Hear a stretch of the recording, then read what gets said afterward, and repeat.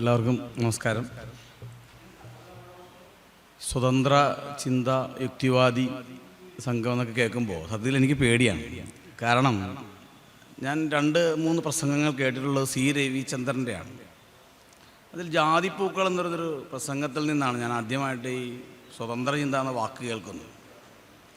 ഈ ജാതിപ്പൂക്കൾ എന്ന് പറയുന്ന പ്രസംഗത്തിൽ സി രവിചന്ദ്രൻ കേരളത്തിൽ മൊത്തം പടർത്തിയ ഒരു കൊറോണ എന്ന് പറയുന്നത് സംവരണം തെറ്റാണ് എന്ന് പറയുന്നൊരു ബോധമാണ് സത്യത്തിൽ. അപ്പോൾ അതുകൊണ്ട് തന്നെ സ്വതന്ത്ര ചിന്ത എന്ന് പറയുന്നത് ചിലപ്പോഴൊക്കെ സവർണ ചിന്തയാണോ എന്നൊരു പേടി എനിക്ക് പലപ്പോഴും തോന്നിയിട്ടുണ്ട്. അതുകൊണ്ട് തന്നെ അകലെ നിന്ന് കാണാനാണ് ഈ ഒരു സ്വതന്ത്ര ചിന്തനെ ഞാൻ അതിൻ്റെ ഒരു തുടക്കത്തിൽ തന്നെ ശ്രദ്ധിച്ചിട്ടുള്ളത്.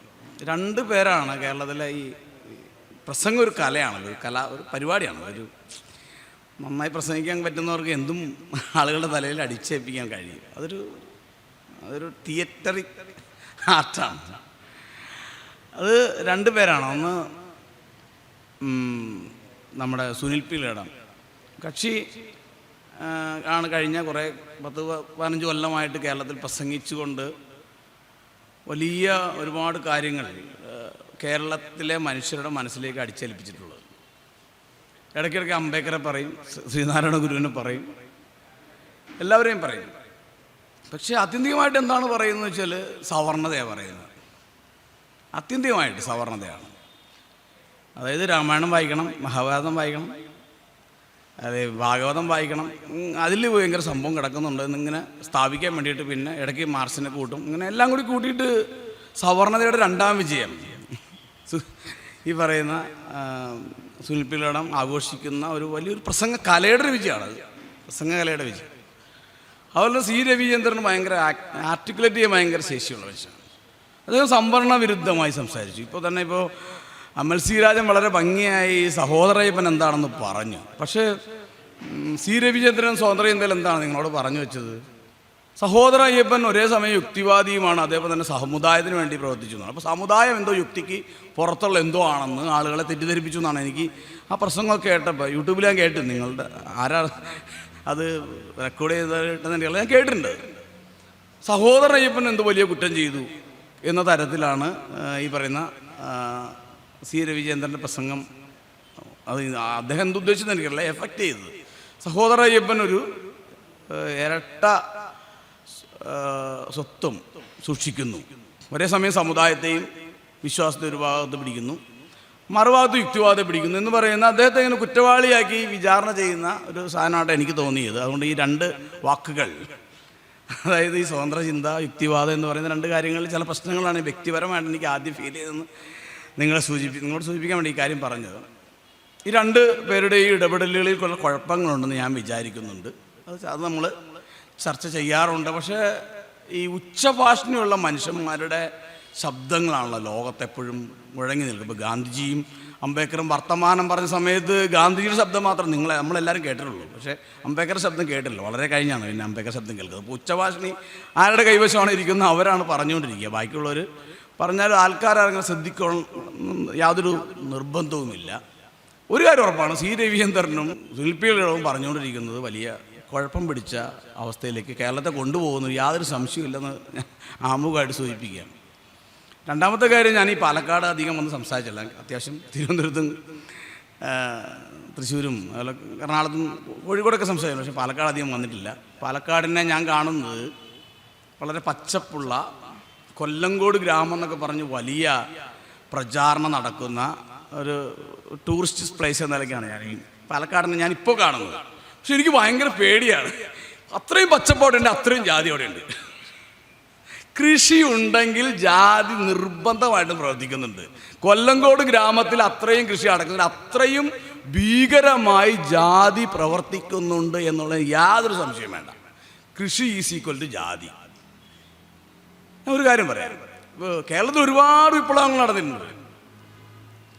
അപ്പോൾ ഈ കൃഷി നശിച്ചു എന്നൊക്കെ പറഞ്ഞു ഞങ്ങളൊക്കെ അധ്യാപകരടക്കം ഇങ്ങനെ സാറുമാരൊക്കെ അവിടെ കൊണ്ടുപോയിട്ട് എവിടെയെങ്കിലും കൊണ്ടുപോയിട്ട് നിങ്ങൾ കണ്ടിട്ടുണ്ടോ ഈ പാടത്തിൻ്റെ അടുത്ത് ചില പരവതാനിയൊക്കെ ഇട്ടിട്ട് കൃഷി നടത്തുന്നതൊക്കെ കണ്ടിട്ട് സാറുമാരൊക്കെ ഒരുപാട് കൃഷി ചെയ്യുന്നുണ്ട്. അപ്പോൾ കൃഷി വലിയ സംഭവമാണെന്ന് നമ്മൾ വിചാരിക്കും. പക്ഷെ കൃഷിയാണ് ജാതിയെ നിലനിർത്തുന്നതിന് യാതൊരു സംശയവുമില്ല. കേരളത്തിൽ നടന്ന ഏറ്റവും വലിയ വിപ്ലവം പാടങ്ങൾ തരിശായി എന്നുള്ളതാണ് ഞാൻ വിചാരിക്കുന്നത്. പാടങ്ങളിൽ നെൽകൃഷി നടക്കുന്നില്ല എന്നതാണ് കേരളത്തിൽ നടക്കുന്ന ഏറ്റവും വിപ്ലവം എന്ന് ഞാൻ വിചാരിക്കുന്നത്. അപ്പോൾ അത് നിങ്ങൾക്ക് ഇഷ്ടപ്പെടുന്ന യാതൊരു നിർബന്ധമില്ല. കൃഷിക്ക് പോയിക്കൊണ്ടിരുന്നാൽ, അതായത് ഒരു മിഡിൽ ക്ലാസിൻ്റെ അവരുടെ സ്വന്തമായിരിക്കും പാടങ്ങൾ, അവിടെ പണിക്ക് പോകുന്ന മനുഷ്യർ അവർ ജാതിയിൽ താഴെ ആയിരിക്കും. അവരുടെ പിന്നാമ്പുറങ്ങളിൽ ചെന്ന് ഭക്ഷണം കഴിക്കണം, അല്ലെങ്കിൽ അവർ വൈകുന്നേരം വരെ പണിയെടുക്കണം. അവരുടെ വേഷം എന്തായിരിക്കണം, അവരെന്ത് ചെയ്യണമെന്നൊക്കെ ജന്മിയാ തീരുമാനിക്കുന്നത്. അതുകൊണ്ട് കൃഷി ഇല്ലാതായതാണ് കേരളത്തിൽ നടന്ന ഏറ്റവും വലിയ വിപ്ലവം എന്ന് വിശ്വസിക്കുന്ന ഒരാളാണ്. കാരണം ഞാൻ കൃഷിപ്പണിക്ക് പോയിട്ടുണ്ട്. എൻ്റെ ബന്ധുക്കളും എൻ്റെ വീട്ടുകാരൊക്കെ കൃഷിപ്പണിക്ക് പോയിട്ടുണ്ട്. ഒരാളുടെ വീട്ടിൽ കൊയ്യാൻ പോയി കഴിഞ്ഞാൽ അയാളുടെ കീഴാളനാണല്ലോ കൊയ്യാൻ ചെല്ലുന്ന. ഇപ്പോൾ ഏതെങ്കിലും മേലാളനൊരു കീഴാള വീട്ടിൽ കൊയ്യാനും പതിക്കാനും പോകാറില്ല. അപ്പോൾ കൃഷി ഇല്ലാതായി എന്ന് പറയുന്നത് കേരളത്തിൽ നടന്ന വലിയൊരു വിപ്ലവമായിട്ട് കണക്കാക്കുന്ന ഒരാളാണ്. അപ്പോൾ ഞാൻ പറഞ്ഞത് പാലക്കാടിനെ കുറിച്ച് എനിക്ക് അതൊരു ടൂറിസ്റ്റ് കാഴ്ചയാണ്. മറിച്ച് ഈ ഒരു കൊല്ലങ്കോട് ഗ്രാമം എന്ന് പറയുന്നത് വലിയ സംഭവമായി മാറുന്നുണ്ടെങ്കിൽ അവിടെ എന്തോ കുഴപ്പമുണ്ടെന്ന് പേടിയോടെ കാണുന്ന ഒരാളാണ്. അവിടെ എന്തൊക്കെയോ കുഴപ്പമുണ്ട് നിങ്ങൾ. അതുകൊണ്ട് ഈ കൊല്ലങ്കോട് ഗ്രാമത്തിൽ എന്താണ് നടക്കുന്നത്, കൃഷി അത്രയും പച്ചപ്പോടെ അവിടെ ഉണ്ടെങ്കിൽ അവിടെ അത്രയും പച്ചപ്പിൽ ജാതി ഉണ്ടെന്ന് ഞാൻ വിചാരിക്കുന്നു. എനിക്കറിയില്ല, ഞാൻ അത്രയും ആഴത്തിൽ ആ പ്രദേശത്തേക്ക് പോയിട്ടില്ല. നിങ്ങളവിടെ പോയി അന്വേഷിക്കണം. കൃഷി കൂടുതൽ നടക്കുന്നുണ്ടെങ്കിൽ അവിടെ ജാതി നന്നായി വർക്ക് ചെയ്യുന്നുണ്ട്. രണ്ടാമത്തെ കാര്യം, ഞാൻ പാലക്കാടിനെ അല്ലെങ്കിൽ OV വിജയൻ്റെ ഖസാക്കിൻ്റെ ഇതിഹാസവുമായി ബന്ധപ്പെട്ട് കാണുന്നുണ്ട്. അതൊക്കെ ഒരു ലോകമാണ്. പക്ഷെ ഞാൻ പാലക്കാടിൻ്റെ ഒരു ലോകത്തെ മനസ്സിലാക്കുന്നത് തലമുറകൾ എന്ന് പറയുന്ന നോവലുമായി ബന്ധപ്പെട്ട ആൾ. ഞാൻ എൻ്റെ വിഷയത്തിലേക്ക് വരാം. ഈ രണ്ട് കാര്യങ്ങൾ പറഞ്ഞ് അവസാനിപ്പിക്കാൻ മതി. അതായത് ഈ ചാമിയാരപ്പൻ്റെ അടുത്തേക്ക് ഒരു ബ്രാഹ്മണി ചെല്ലുന്നുണ്ട്. ആ ചാമിയാരപ്പൻ ഭയങ്കര കുതിരകളുള്ള, ഒരുപാട് ഭൂഷത്തുള്ള ഒരു തീയനായ ഒരു ഏതാണ്ട് തീയ ജന്മിയാണ്. അപ്പോൾ ഇയാളോട് ചോദിക്കുന്നത്, അപ്പോഴും ഇയാളിലൊരു സംഘർഷം ഇങ്ങനെ നിൽക്കും. ഒരു പക്ഷേ ദളിതരോ പിന്നാക്കക്കാരായ മനുഷ്യൻ, നമ്മളൊക്കെ അടങ്ങുന്ന, നമുക്ക് അത്യാവശ്യം പദവിയൊക്കെ ഉള്ളത്, നമ്മളിൽ എന്താണ് നിലനിൽക്കുന്നതെന്ന് കൃത്യമായി പറയുന്നൊരു ഉത്തരമാണ് അതന്നെ പറയുന്നത്.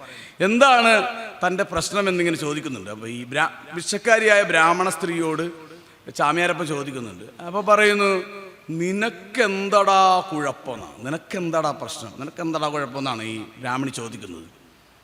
അവിടെ കൃത്യമായി പറയുന്നൊരു കാര്യം, ഇത് തന്നെയാണ് എൻ്റെ കുഴപ്പം, ഇത് തന്നെയാണ് എൻ്റെ കുഴപ്പം. എന്താണ്?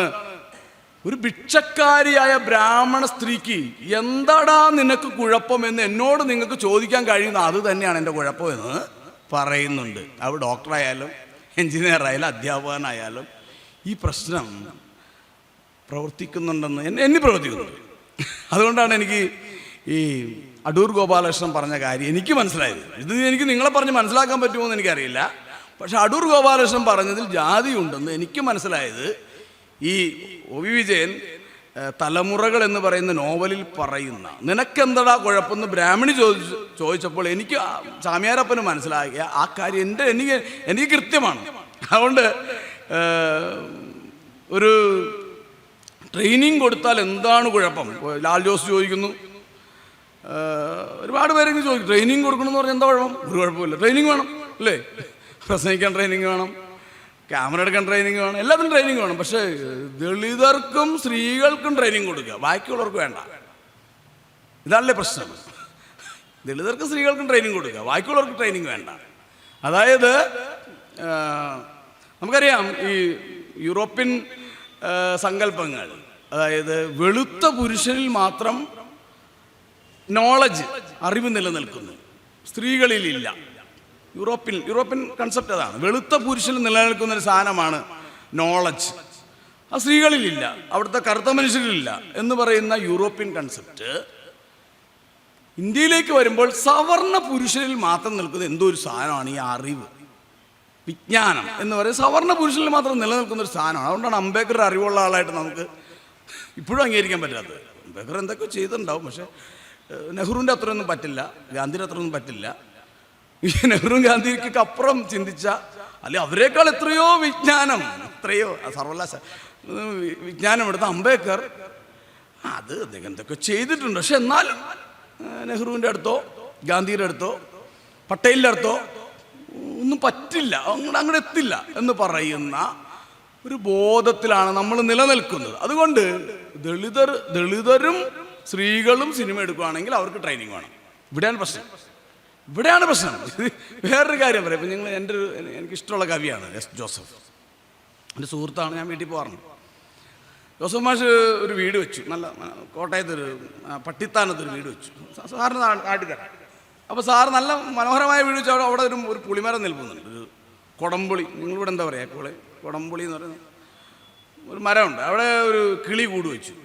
ഇത് സംഭവിച്ചു കാര്യം ഞാൻ കണ്ടാണ്, വെറുതെ കാൽപ്പനികമല്ല. അപ്പോൾ ജോസഫ് മാഷ് ഒരു കവിത എഴുതി, ഞാൻ വീട് വെച്ച പറമ്പിൽ നാരായണ കിളി കൂട് വെച്ചു. കേൾക്കുക, ഞാൻ വീട് വെച്ച പറമ്പിൽ നാരായണ കിളി കൂട് വെച്ചു. ഞാൻ കഷ്ടപ്പെട്ട് ചെയ്തത് ലളിതമായി ചെയ്യാമെന്ന് എന്നെ കാണിച്ചു തന്നു. സാറ് ലോണെടുത്ത് കഷ്ടപ്പെട്ട് ആണ് വീട് വെച്ചത്. പിന്നെയും കടത്തിന്റെ കൂടും. ഒരു കിളി അവിടെ തന്നെ പറമ്പിൽ ഒരു കൂട് വെച്ചു. കഷ്ടപ്പെട്ട് ചെയ്ത് വളരെ സിമ്പിളായിട്ട് പുള്ളി ചെയ്ത് കാണിച്ചു കൊടുത്തു. 2-3 ദിവസം കൊണ്ട് എവിടെ നിന്നൊക്കെ ചപ്പച്ചോറെ കൊണ്ടുവന്ന് കൊത്തിച്ചു, കുട്ടികളെ വിരിഞ്ഞു, അതങ്ങ് പോയി. ലളിതമായി ചെയ്യാമെന്ന് കാണിച്ചു കൊടുത്തു. അപ്പോൾ ഈ അടൂർ ഗോപാലകൃഷ്ണൻ്റെയും ലാൽ ജോസിൻ്റെയും ഒക്കെ പ്രശ്നം, ഇവർ കഷ്ടപ്പെട്ട് ഒരുപാട് എന്തോ ചെയ്തിട്ടുണ്ടെന്നാണ് ഈ പറയുന്നത്. പക്ഷേ ഇന്ന് മൊബൈലൊരു ഐഫോൺ ഉണ്ടെങ്കിൽ എന്തും ചെയ്യാവുന്ന തരത്തിൽ ടെക്നോളജി മാറിയല്ലോ. ഇപ്പോൾ അടൂർ ഗോപാലകൃഷ്ണൻ എന്താണെന്ന് നിങ്ങളോട് പ്രസംഗിക്കണം. എനിക്ക് വെറുതെ മെറ്റയിലോ അല്ലെങ്കിൽ എന്താ എൻ്റെ പേര് ChatGPT-യിലോ കയറിയിട്ട് ഹു ഈസ് അടൂർ ഗോപാലകൃഷ്ണൻ ചോദിച്ചു കഴിഞ്ഞാൽ എനിക്ക് എഴുതിയെങ്കിൽ തരും. കാലത്ത് ഇവിടെ നിന്ന് നോക്കിയാൽ മതി. എനിക്ക് എന്താണ് അടൂർ ഗോപാലകൃഷ്ണൻ എനിക്കങ്ങ് പറയാം. ഇത് പണ്ട് നടക്കില്ലല്ലോ. ഞാൻ ലൈബ്രറി കയറി പുസ്തകങ്ങൾ അത്രയും ഇതിൻ്റെ ടെക്നോളജി വികസിച്ചിട്ട്, അല്ലെങ്കിൽ ഇപ്പോൾ നാളെ ഒരു വിഷയം പ്രസംഗിക്കണം, ഗൂഗിളിൽ കയറി സെർച്ച് ചെയ്തിട്ട് അല്ലേ ഉത്തരാധുനിക കവിത വെറുതെ അങ്ങ് പറഞ്ഞാൽ പോരെ, നിങ്ങൾ അടിച്ചിങ്ങ് തരും. 2 പ്രിൻ്റ് എടുത്താൽ വായിച്ചാൽ നമുക്ക് പറ്റും. വളരെ സിമ്പിളായിട്ട് ഇതെല്ലാം ചെയ്യാൻ കഴിയുന്ന ഒരു കാലത്തിൽ നമ്മൾ എത്തിയില്ലേ. വളരെ സിമ്പിളായിട്ട് ചെയ്യാൻ പറ്റുന്ന കാലത്തിൽ അപ്പോഴും ഇവർ പറയുകയാണ് നിങ്ങൾ ഒരുപാട് പഠിക്കാനുണ്ടെന്നാണ്. അവർ 80കളിലെയും 90കളിലെയും ക്യാമറയുടെ ലോകം നിൽക്കുന്നത്. ഒന്ന് ആലോചിച്ച് നോക്കി. ഇപ്പോൾ നിങ്ങൾ എൻ്റെ മുന്നിലിരിക്കുന്ന എല്ലാവരും ആ ഒരു കാലത്തിലൂടെ കടന്നു പോയാലാണ്. ഞാൻ തന്നെ കൊടാക്കിൻ്റെ 35 ഫിലിമുള്ള സാധനം ഇട്ടിട്ട് ഫോട്ടോ എടുത്ത് ചിലപ്പോൾ അത് ഫിലിം ഇടുന്ന പോലും അറിയാതെ നമ്മൾ ഫോട്ടോ എടുത്ത കാലമുണ്ട്. വെറുതെ ഞെക്കുക ഫോട്ടോ വരുന്ന വിചാരിച്ചത്. അതുപോലെ 90കളൊക്കെ ആകുമ്പോഴേക്കും ഇപ്പോൾ ഈ റെക്കോർഡ് ചെയ്യുന്ന സാധനത്തിന് നമ്മൾ സാധനം മേടിക്കുമല്ലോ, ടേപ്പ് വാങ്ങണം. അതുകൊണ്ട് 4 മിനിറ്റോ 5 മിനിറ്റോ 6 മിനിറ്റ് കിട്ടും. ഇതാണപ്പോൾ ഇതൊരു ചെറിയൊരു സംഭവം മേടിച്ച് കഴിഞ്ഞാൽ എത്ര സമയം വേണമെങ്കിൽ നമുക്ക് റെക്കോർഡ്. ഇതിങ്ങനെ ടെക്നോളജി വൻതോതിൽ മാറുകയും ഏത് കുട്ടിക്ക് പോലും, എൻ്റെ മകൻ ഇത് എഡിറ്റ് ചെയ്ത് കൈ തരും. ഒരു കവിത ചൊല്ലിന്നല്ലേ നമ്മൾ സംസാരിച്ചു, കുറച്ച് നേരം സംസാരിച്ചിട്ട് ആവശ്യമില്ലാത്ത കളഞ്ഞിട്ട് പുള്ളി ഇങ്ങനെ 10 മിനിറ്റ് കൊണ്ട് ടൈപ്പ് ചെയ്ത് എഡിറ്റ് ചെയ്ത് കയ്യിലേക്ക് തരും. ഇത് മൊബൈലിൽ നടക്കുന്നൊരു പരിപാടിയാണ്. ഇവരെന്തോ വലിയ സംഭവം ചെയ്തു, പണ്ടങ്ങാണ്ട് ചെയ്തു എന്ന് പറഞ്ഞുകൊണ്ട് ഇപ്പോൾ കെട്ടിടം പണിയാൻ വേണ്ടി പണ്ടാണെങ്കിൽ ഇങ്ങനെ മട്ടം പിടിക്കാൻ വേണ്ടിയിട്ട് അവിടെ നിന്ന് ഇങ്ങനെ വെച്ചു, അങ്ങോട്ട് വെച്ചു. ഇപ്പം അങ്ങനെയാണോ? ഒരു സാധനം കമ്പ്യൂട്ടറിലേക്ക് കൊടുത്തു കഴിഞ്ഞാൽ കൃത്യമായിട്ട് ആ ലാൻഡ്മാർക്ക് അടക്കം അവിടെ ഇങ്ങനെ എന്താണ് ലേസർ രശ്മിയിൽ വരച്ചു തരും. അവിടെ ഒരു കുറ്റി അടിച്ചാൽ മതി. അല്ലാതെ ആ പണ്ടത്തെ പോലെ ചരട് കെട്ടി വലിച്ചിട്ടല്ല വീട് പണി. ഇങ്ങനെ ഇത് വൻതോതി മാറി. പക്ഷേ ഈ മാറ്റത്തെ ഉൾക്കൊള്ളാൻ പുതിയ സിനിമാക്കാർക്ക്, ഒരു സിനിമാക്കാർക്കും പറ്റില്ല. ഏറ്റവും പുതിയ ടെക്നോളജി ഉപയോഗിക്കുകയും ഏറ്റവും പഴയ മനസ്സുകൊണ്ട് നടക്കുന്നവരാണ് സിനിമാക്കാർ. നിങ്ങൾ നോക്കുക, ഏറ്റവും പുതിയ ടെക്നോളജി സിനിമ എന്ന് പറഞ്ഞാൽ ഏറ്റവും പുതിയ കാര്യങ്ങൾ വരുന്ന രംഗമാണ്. ഇപ്പോൾ ബസ്സിനകത്ത് റെക്കോർഡ് ഷൂട്ട് ചെയ്യുമ്പോൾ അപ്പം തന്നെ അവിടെ വെച്ചിട്ട് എഡിറ്റ് ചെയ്ത് അപ്പം തന്നെ എല്ലാം മിക്സ് ചെയ്ത് വേണമെങ്കിൽ അപ്പം തന്നെ സിനിമ ഇറക്കാം.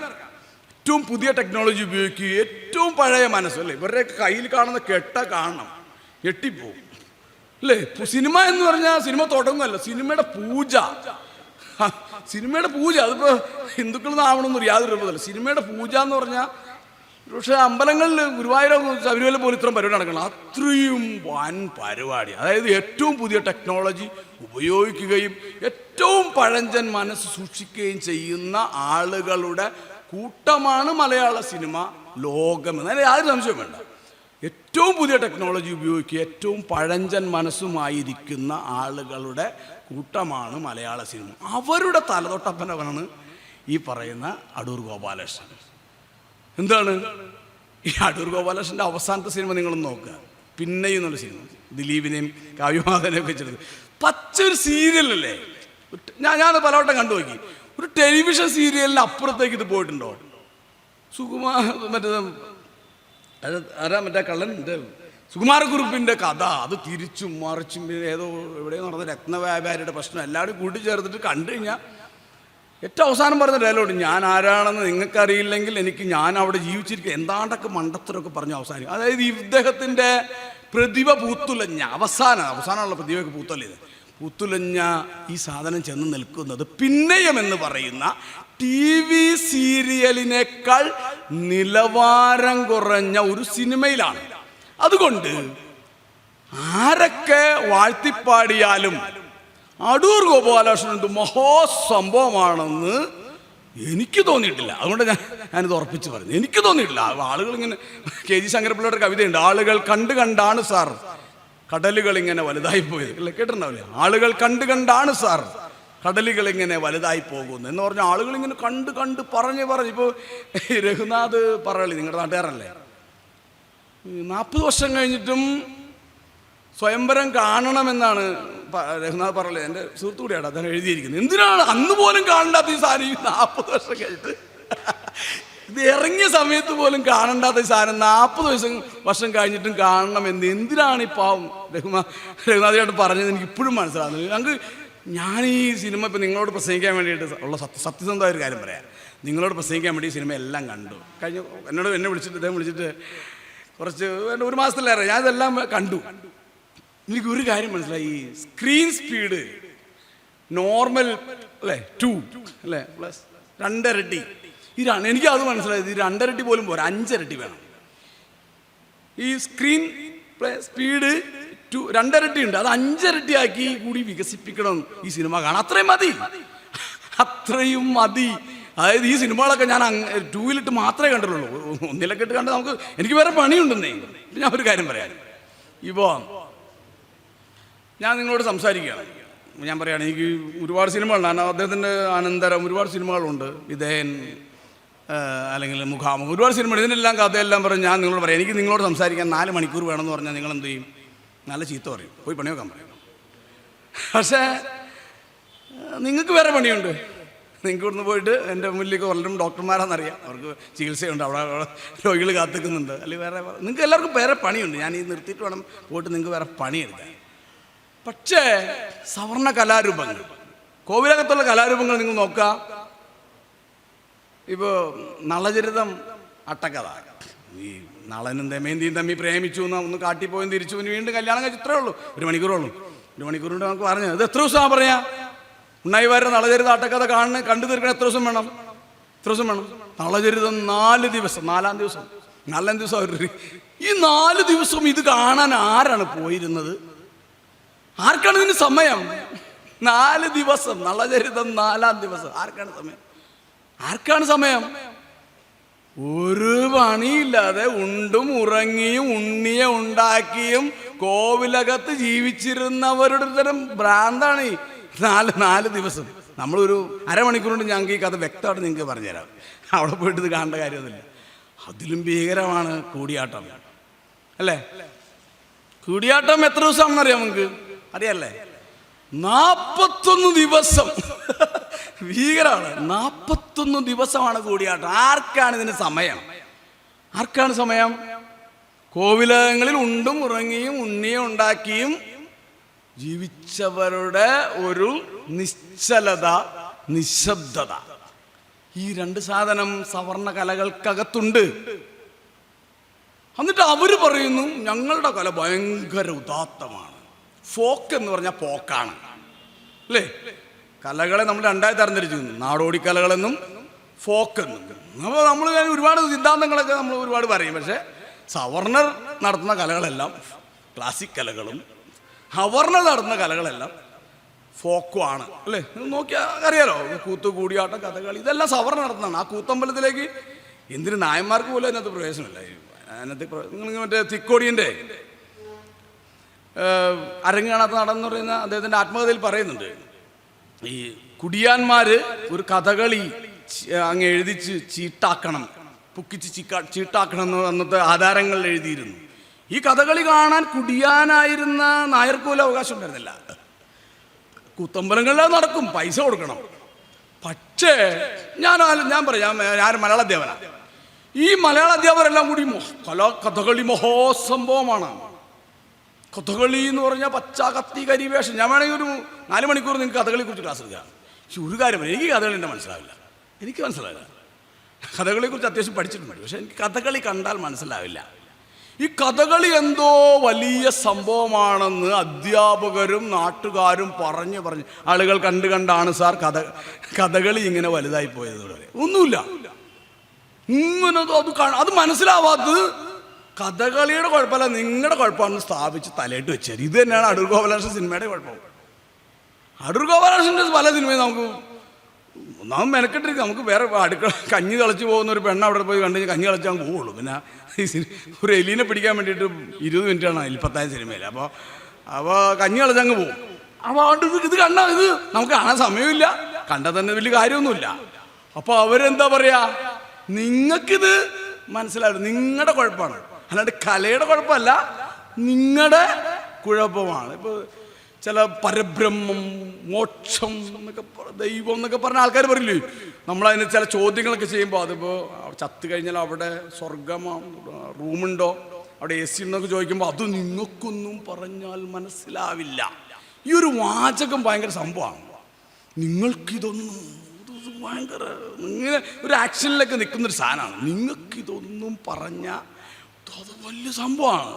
മനസ്സിലാവുന്ന കാര്യങ്ങൾ മാത്രം പറഞ്ഞാൽ മതി എന്ന് അവരോട് തിരിച്ചങ്ങ് പറയാം. നമുക്ക് മനസ്സിലാവുന്ന കാര്യങ്ങൾ നിങ്ങൾ പറഞ്ഞാൽ, ഞങ്ങൾക്ക് മനസ്സിലാവാത്ത കാര്യങ്ങൾ നിങ്ങൾ പറയണ്ട.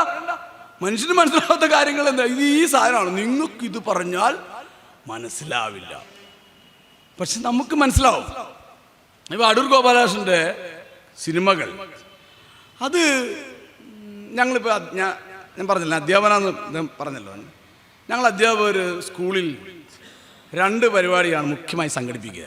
ഒന്ന് കലോത്സവത്തിന് കുട്ടികളെ തയ്യാറാക്കുക, മറ്റൊന്ന് ഈ ആർട്സ് ഫെസ്റ്റിവലിൽ കലോത്സവത്തിന് കഴിഞ്ഞിട്ട് പിന്നെ മറ്റേ ആനിവേഴ്സറിക്ക് കുട്ടികളെ തയ്യാറാക്കുക. 2 പണിയാണ് ഞങ്ങൾ മുഖ്യമായി ചെയ്യുന്നത് ഈ കലാപരിപാടി എന്ന നിലയ്ക്ക്. ഈ കലോത്സവത്തിന് കുട്ടികളെ തയ്യാറാക്കുമ്പോൾ ഞങ്ങൾ ചെയ്യുന്നത്, അവിടെ ഇരിക്കുന്ന കാണികൾ ഞങ്ങളുടെ പരിഗണനയിലേ ഇല്ല. പിന്നെ ആരാണ് ഞങ്ങളുടെ പരിഗണനയിൽ? അവിടെ ഇരിക്കുന്ന 3 പേർ ജഡ്ജസ്. അതിൽ കവിതയാണെങ്കിൽ അത് 5 മിനിറ്റ് കൂടുതലാവാൻ പാടില്ല. അതിൽ തിരഞ്ഞെടുക്കുന്നതിൽ സംഭവമുണ്ട്. അതിൽ നാടകമാണ് അങ്ങനെയാണ്, അല്ലെങ്കിൽ അതിങ്ങനെ ജഡ്ജസ്. ഈ 3 പേരെ ഞങ്ങളുടെ കണ്ണിലുള്ളൂ. അത് തിരുവാതിരയാണെങ്കിലും ഒപ്പനാണെങ്കിൽ എന്താണെങ്കിലും ഈ ജഡ്ജസ് അല്ലാതെ കണ്ടിരിക്കുന്ന മനുഷ്യന്മാർ ഞങ്ങളുടെ പരിഗണനയിലേ വരുന്നില്ല. കലോത്സവങ്ങളുടെ കാര്യമായി പറയുന്നത്, അതിന് മാനുവലുണ്ട്, എല്ലാം ഉണ്ട്. ഈ പരിപാടിയാണ് അടൂർ ഗോപാലകൃഷ്ണൻ ചെയ്തത്. അദ്ദേഹത്തിന് ഇത് ആര് കാണും എന്നുള്ളതല്ല, അന്താരാഷ്ട്ര വിധികർത്താക്കൾ എങ്ങനെ കാണും എന്ന തരത്തിലാണ് അദ്ദേഹത്തിൻ്റെ സിനിമകളെല്ലാം എടുത്തിട്ടുള്ളതെന്ന് സൂക്ഷ്മമായി നോക്കിയാൽ നിങ്ങൾക്ക് മനസ്സിലാവും. ഓക്കെ, ഞാൻ എൻ്റെ ഈ ആർട്സ് മറ്റേ വാർഷിക പരിപാടിയുടെ ആനിവേഴ്സറിയുടെ പരിപാടി എന്ന് പറഞ്ഞാൽ അവിടെ വിധികർത്താക്കളില്ല, കുട്ടികൾ അവിടെ കാണാനുള്ള ആൾക്കാരെയാണ് നമ്മൾ പരിഗണിക്കുന്നത്. അവിടെ ചിലപ്പോൾ സിനിമാറ്റിക് ഡാൻസ് ഉണ്ടാവും, അവരുടെ എല്ലാത്തരം ഹാസ്യാത്മകം എല്ലാം ഉണ്ടാവും. അവിടെ വിധികർത്താക്കളില്ല. 2 തരത്തിൽ. അപ്പോൾ ഈ പറയുന്ന നമ്മൾ ഈ പലപ്പോഴും സിനിമകൾ 2ആയി വേർതിരിച്ച് കാണാൻ ശ്രമിക്കാറുണ്ട്. ഒന്ന് കച്ചവട സിനിമ, ഒന്ന് ആർട്ട് ഫിലിം. ആർട്ട് ഫിലിം എന്ന് പറഞ്ഞാൽ കലോത്സവ മത്സര ഇനവും, മറ്റത് ഈ പറയുന്ന ആനിവേഴ്സറിയുടെ കലോത്സവം അതിൻ്റെ പരിപാടിയായിട്ട് നമുക്ക് മനസ്സിലാക്കാൻ കഴിയുമെന്ന് എനിക്ക് തോന്നുന്നത്. അതായത് അത് അടൂർ ഗോപാലകൃഷ്ണ സിനിമകൾ 70കളിലൊക്കെ ഉണ്ടാവുന്നതിൻ്റെ പിന്നിലൊരു ചരിത്രമുണ്ട്. അത് 2ാം ലോക മഹായുദ്ധാനന്തരം നിയോ റിയലിസവുമായി ബന്ധപ്പെട്ട് യൂറോപ്പിലൊക്കെ ഉണ്ടായ ബൈസിക്കിൾ തീവ്സ് അടക്കമുള്ള അല്ലെങ്കിൽ ആ ഒരു സിനിമയുടെ ഒരു ചരിത്രമുണ്ട്. അതായത് ഈ യാഥാസ്ഥിതികമായ കാര്യങ്ങളെ അതേപടി അവതരിപ്പിക്കുക, അതല്ലെങ്കിൽ അതിനെ യാഥാർത്ഥ്യത്തിലേക്ക് മാത്രം ക്യാമറ വയ്ക്കുക. യൂറോപ്പിൽ അത് വിജയിക്കുകയും അത് ആളുകൾ ഇവിടുന്ന് യൂറോപ്പിലേക്ക് നോക്കിയിരിക്കുകയാണല്ലോ. ഈ സിനിമ പോലും അവിടെ നിന്ന് വന്നതാണ്, അല്ലാണ്ട് ഇവിടെ ആരും കണ്ടുപിടിച്ചൊന്നുമല്ല. ഇപ്പം അടൂർ ഗോപാലകൃഷ്ണൻ പറഞ്ഞാൽ ഇവിടെ എന്തോ അടൂർ ഗോപാലകൃഷ്ണൻ്റെ വീട്ടിലാരോ ഈ സിനിമ കണ്ടുപിടിച്ചെന്ന് മറ്റുള്ള പറയുന്നത്. ഇറ്റലിയും ജർമ്മനിലൊക്കെ വികസിച്ചൊരു ടെക്നോളജിയാണ്. അത് ഇന്ത്യയിലേക്ക് വന്നപ്പോൾ എന്ത് സംഭവിച്ചു? ഇന്ത്യയിലേക്ക് വന്നപ്പോൾ പതേർ പാഞ്ചാലി 50കളിൽ 55-ലൊക്കെ ഉണ്ടായ സത്യജിത്രയുടെ പതേർ പാഞ്ചാലിയിലേക്ക് വന്നപ്പോൾ നമുക്കറിയാം, ഇപ്പോൾ പതേർ പാഞ്ചാലിയെ കുറിച്ച് സിനിമ മോശം സിനിമയൊന്നും അല്ല, പക്ഷേ പതേർ പാഞ്ചാലി ലോക പ്രശസ്തമാണ്, ഒരുപാട് അവാർഡുകൾ നേടിയ സിനിമയാണ്. പക്ഷേ ഈ പതേർ പാഞ്ചാലിൽ ആരെക്കുറിച്ചാണ് പറയുന്നത്? പതേർ പാഞ്ചാലി വീണ്ടും പലവട്ടം കണ്ടുപോയിക്കാൻ നമുക്ക് മനസ്സിലാവും, ബംഗാളിലെ ബ്രാഹ്മണരുടെ ദാരിദ്ര്യത്തെക്കുറിച്ചാണ്, അല്ലേ? അപ്പു, അല്ലേ? അവരുടെ ആ ഒരു ബംഗാളിലെ ബ്രാഹ്മണരുടെ ദാരിദ്ര്യം, അടുപ്പിൽ ചേര എഴുതുന്ന ദൃശ്യങ്ങൾ, അല്ലേ? പനി പിടിച്ച് കുട്ടി മരിക്കുന്നു, ഇതിനെക്കുറിച്ച് എഴുതി ആൾക്ക്. ഞാൻ ആ സിനിമ മോശമൊന്നുമല്ല പറയുന്നത്, ഗംഭീര സിനിമയാണ്. ബംഗാളിലെ ബ്രാഹ്മണരുടെ ദാരിദ്ര്യത്തെക്കുറിച്ച്. ബംഗാളിലെ ബ്രാഹ്മണർക്ക് അത്രയും ദാരിദ്ര്യം ഉണ്ടെങ്കിൽ അവിടുത്തെ ദളിതരുടെ അവസ്ഥ എന്തായിരിക്കും? നിങ്ങൾ ആലോചിച്ച് നോക്കിയിട്ടുണ്ടോ? ഞാൻ വെറുതെ ഈ സിനിമ കാണുമ്പോൾ അതിൻ്റെ അപ്പുറത്ത് അവിടെ ആരെങ്കിലും നിൽക്കുന്നുണ്ടോ നോക്കിയിട്ടുണ്ട്. ദൂരങ്ങളിൽ എവിടെയെങ്കിലും ഉണ്ടാവില്ല. ഈ ബംഗാളിൽ ഇപ്പോഴും പതേർ പാഞ്ചാലി ഇപ്പോഴും എടുക്കാട്ടോ. നിങ്ങൾക്ക് ബംഗാളിൽ പോയി കഴിഞ്ഞാൽ, നിങ്ങൾ ബംഗാൾ യാത്ര ചെയ്യുന്നവർക്ക് അറിയാമല്ലോ, ട്രെയിനിൽ യാത്ര ചെയ്തറിയാം. പതേർ പാഞ്ചാലി ഇപ്പോഴും അവിടെയൊക്കെ തന്നെ ക്യാമറ വെച്ച് ഒരു വികസനം ഇല്ലാത്തതല്ല, അവിടെ കൊണ്ടേ ക്യാമറ വെച്ച് ഇപ്പോഴും പതേർ പാഞ്ചാലി അതേപടി ഇപ്പോഴും എടുക്കാം. അപ്പം ബംഗാളിലെ ബ്രാഹ്മണരുടെ ദാരിദ്ര്യത്തെ ആണ് ഈ പതേർ പാഞ്ചാലി മൊത്തത്തിൽ വാഴ്ത്തിപ്പാടിയത്, അല്ലെങ്കിൽ അതിൻ്റെ ദുരന്തങ്ങളെ കുറിച്ചാണ് പാടിയത്. അത് ഈ 70കളിൽ അടൂർ ഗോപാലകൃഷ്ണനിലേക്ക് എത്തുമ്പോഴേക്കും അത് ഇവിടുത്തെ പ്രത്യേകിച്ച് സവർണ സമുദായങ്ങളിലെ ദാരിദ്ര്യങ്ങളിലേക്ക് ക്യാമറ വെച്ചു. സവർണ സമുദായങ്ങളിലെ ദാരിദ്ര്യങ്ങളിലേക്ക് അവിടെ വെച്ച ക്യാമറ, ബ്രാഹ്മണരാണ് ഇവിടെ കൊണ്ടുവന്നിട്ട് ഈ പറയുന്ന സവർണ സമുദായങ്ങളുടെ ദാരിദ്ര്യത്തിലേക്ക് ക്യാമറ വെച്ചു. നിങ്ങൾ ഈ സ്വയംവരം എന്ന് പറയുന്ന ഒരു ചിത്രമുണ്ട്, കണ്ടിട്ടുണ്ടാവില്ലല്ലേ? മധു ശാരദയൊക്കെ അഭിനയിക്കുന്ന സ്വയംവരം. അതിനകത്ത് സ്വയംവരം എന്ന് പറയുന്ന ചിത്രം അത് നോക്കുക. അതിനകത്ത് വിശ്വം എന്ന് പറയുന്ന മധു അവതരിക്കും, സീത ആയിട്ട് ശാരദ അഭിനയിക്കുന്നു. ഈ ഒരു സിനിമ ആണ് അടൂരിൻ്റെ ആദ്യത്തെ സിനിമ. ഈ സിനിമ കണ്ടാൽ നമുക്ക് മനസ്സിലാവുന്നൊരു കാര്യം, മലയാള സാഹിത്യത്തിൻ്റെ തന്നെ ഒരു കുടിയേറ്റമാണ് ഈ പറഞ്ഞ സിനിമയിലുള്ളത്. അല്ലാണ്ട് സിനിമ പ്രത്യേകിച്ച് വലിയ സംഭവമൊന്നും കൊണ്ടുവരുന്നില്ല. അപ്പോൾ അതിനകത്ത് ഗ്രാമത്തിൽ നിന്നും നഗരത്തിലേക്ക്, അത് വണ്ടി ഓടിക്കുന്നത് തന്നെയാണ് 20 മിനിറ്റ് കാണിക്കുന്നുണ്ട്. ഒരു ബസ് ഇങ്ങനെ പോകുന്നേ 20 മിനിറ്റ് കാണിക്കുന്നുണ്ട്. ഈ മധുവും ഈ ശാരദയും കൂടി ഇങ്ങനെ നഗരത്തിലേക്ക്, തിരുവനന്തപുരം നഗരത്തിലേക്ക് പോകുന്നത്. അപ്പോൾ നഗരം എന്ന് പറഞ്ഞാൽ വലിയ കുഴപ്പമാണെന്നാണ് ഈ സിനിമ പറയുന്നത്. നിങ്ങൾ കണ്ടിട്ടുണ്ടാവും സിനിമ, അല്ലേ? നഗരം എന്ന് പറയുന്ന ഭയങ്കര കുഴപ്പം പിടിച്ച സ്ഥലമാണെന്നാണ് ഈ സിനിമ പറയുന്നത്. ഇപ്പം നിങ്ങൾ ഈ സിനിമ കണ്ടാൽ, നിങ്ങൾ സ്വയംവരം കണ്ടാൽ നിങ്ങൾക്ക് കണ്ടവർക്കറിയാം, നഗരം എന്ന് പറഞ്ഞാൽ ഭയങ്കര, വേറെ ഒന്നുമില്ല, മധുവും ഈ പറയുന്ന ശാരദയും കൂടി അവരെങ്ങനെ കല്യാണം കഴിച്ചു എന്നൊന്നും സിനിമ പറയുന്നില്ല. അവരെ ഗ്രാമത്തിൽ ജീവിക്കാൻ പറ്റാത്ത അവസ്ഥയിലേക്ക് നഗരത്തിലേക്ക് ബസ്സിൽ കയറി, തിരുവനന്തപുരം നഗരം കാണിക്കും, നഗരത്തിലേക്ക് പോകുന്നു. നഗരത്തിൽ നഗരത്തിൽ ലോഡ്ജ് എടുത്ത് താമസിക്കുന്നു. ഈ ലോഡ്ജിൽ അവർ ജീവിക്കുമ്പോൾ അവർ അസ്വസ്ഥപ്പെടുന്നു, അവർക്ക് ജോലിയില്ല, അവർക്ക് പ്രശ്നങ്ങളുണ്ട്. അവിടുന്ന് പിന്നെ കുറച്ചുകൂടെ നഗരപ്രാന്തങ്ങളിലേക്ക് മാറി താമസിക്കുന്നു. ഇങ്ങനെ നഗരം ഒരു പ്രശ്നമായി പറയുകയും, ആദ്യം അദ്ദേഹത്തിന് ഒരു ജോലി കിട്ടുന്നത് മറ്റേ ഒരു ട്യൂട്ടർ കോളേജ് അധ്യാപകനായിട്ടാണ്. പിന്നീട് കക്ഷി ഒരു തടിമില്ലിൽ കണക്കെഴുത്തുകാരനായിട്ട് ജോലി വാങ്ങുന്നു. അവിടെ ചുറ്റും അപരങ്ങളായ ഒരുപാട് മനുഷ്യന്മാരുണ്ട്, ഇവരെല്ലാം ഇവരെ ഉപദ്രവിക്കും. നിങ്ങൾ ആ പുഴു എന്ന സിനിമ കണ്ടറിയാം, ബ്രാഹ്മണനായി മമ്മൂട്ടി അഭിനയിക്കുന്ന ആ കഥാപാത്രം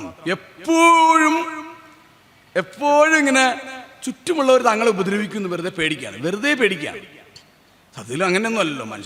മനുഷ്യന്മാർ അങ്ങനെ ഒരു ആശ്വസപ്പെടേണ്ട കാര്യമൊന്നുമില്ല. എല്ലാ മനുഷ്യരും ചുറ്റും ജീവിക്കുന്നു, എല്ലാവരും ചുറ്റും ജീവിക്കുന്നവരെ കുറിച്ച് അത്യാവശ്യം കരുതലോടെ ജീവിക്കുന്നു. അല്ലാണ്ട് ബ്രാഹ്മണനായതുകൊണ്ടോ അല്ലെങ്കിൽ സവർണനായതുകൊണ്ടോ എല്ലാവരും കയറി അങ്ങ് ആക്രമിക്കുമോ, അങ്ങനെയൊന്നും ഇല്ലല്ലോ. പക്ഷേ ഈ ഒരു അസ്വസ്ഥത പുഴു എന്ന സിനിമയിൽ മമ്മൂട്ടിയുടെ കഥാപാത്രം കാണിക്കുന്ന പോലെ തന്നെ ഇവരിങ്ങനെ ഈ നഗരം തങ്ങളെ വിഴുങ്ങിക്കളയും എന്ന് പറയുന്ന പേടിയില്ലാത്തക്കാരാണ് ജീവിക്കുന്നത്.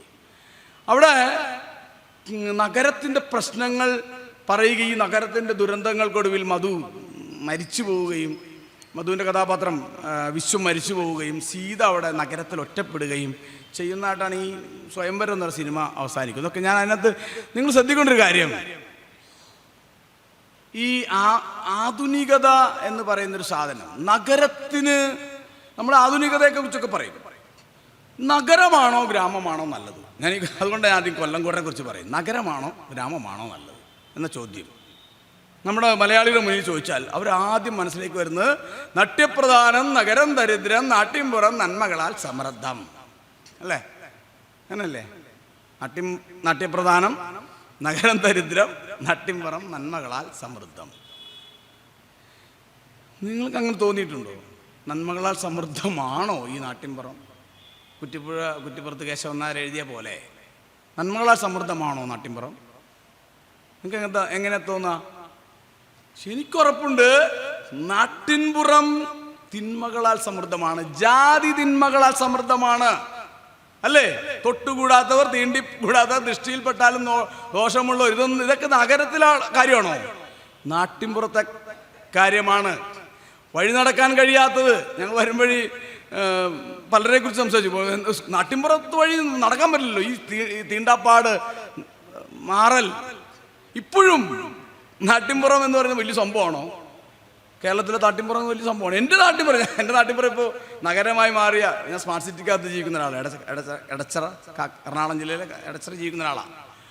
നഗരമായി മാറിയിട്ട് പോലും നാട്ടിൻപുറത്തിൻ്റെ പ്രാന്ത് അതേപടി നില. ഞാൻ കഴിഞ്ഞ ദിവസം FB എഴുതി, നിങ്ങൾ ശ്രദ്ധിച്ചത്, ഞാനത് അയച്ചെന്നറിയില്ല.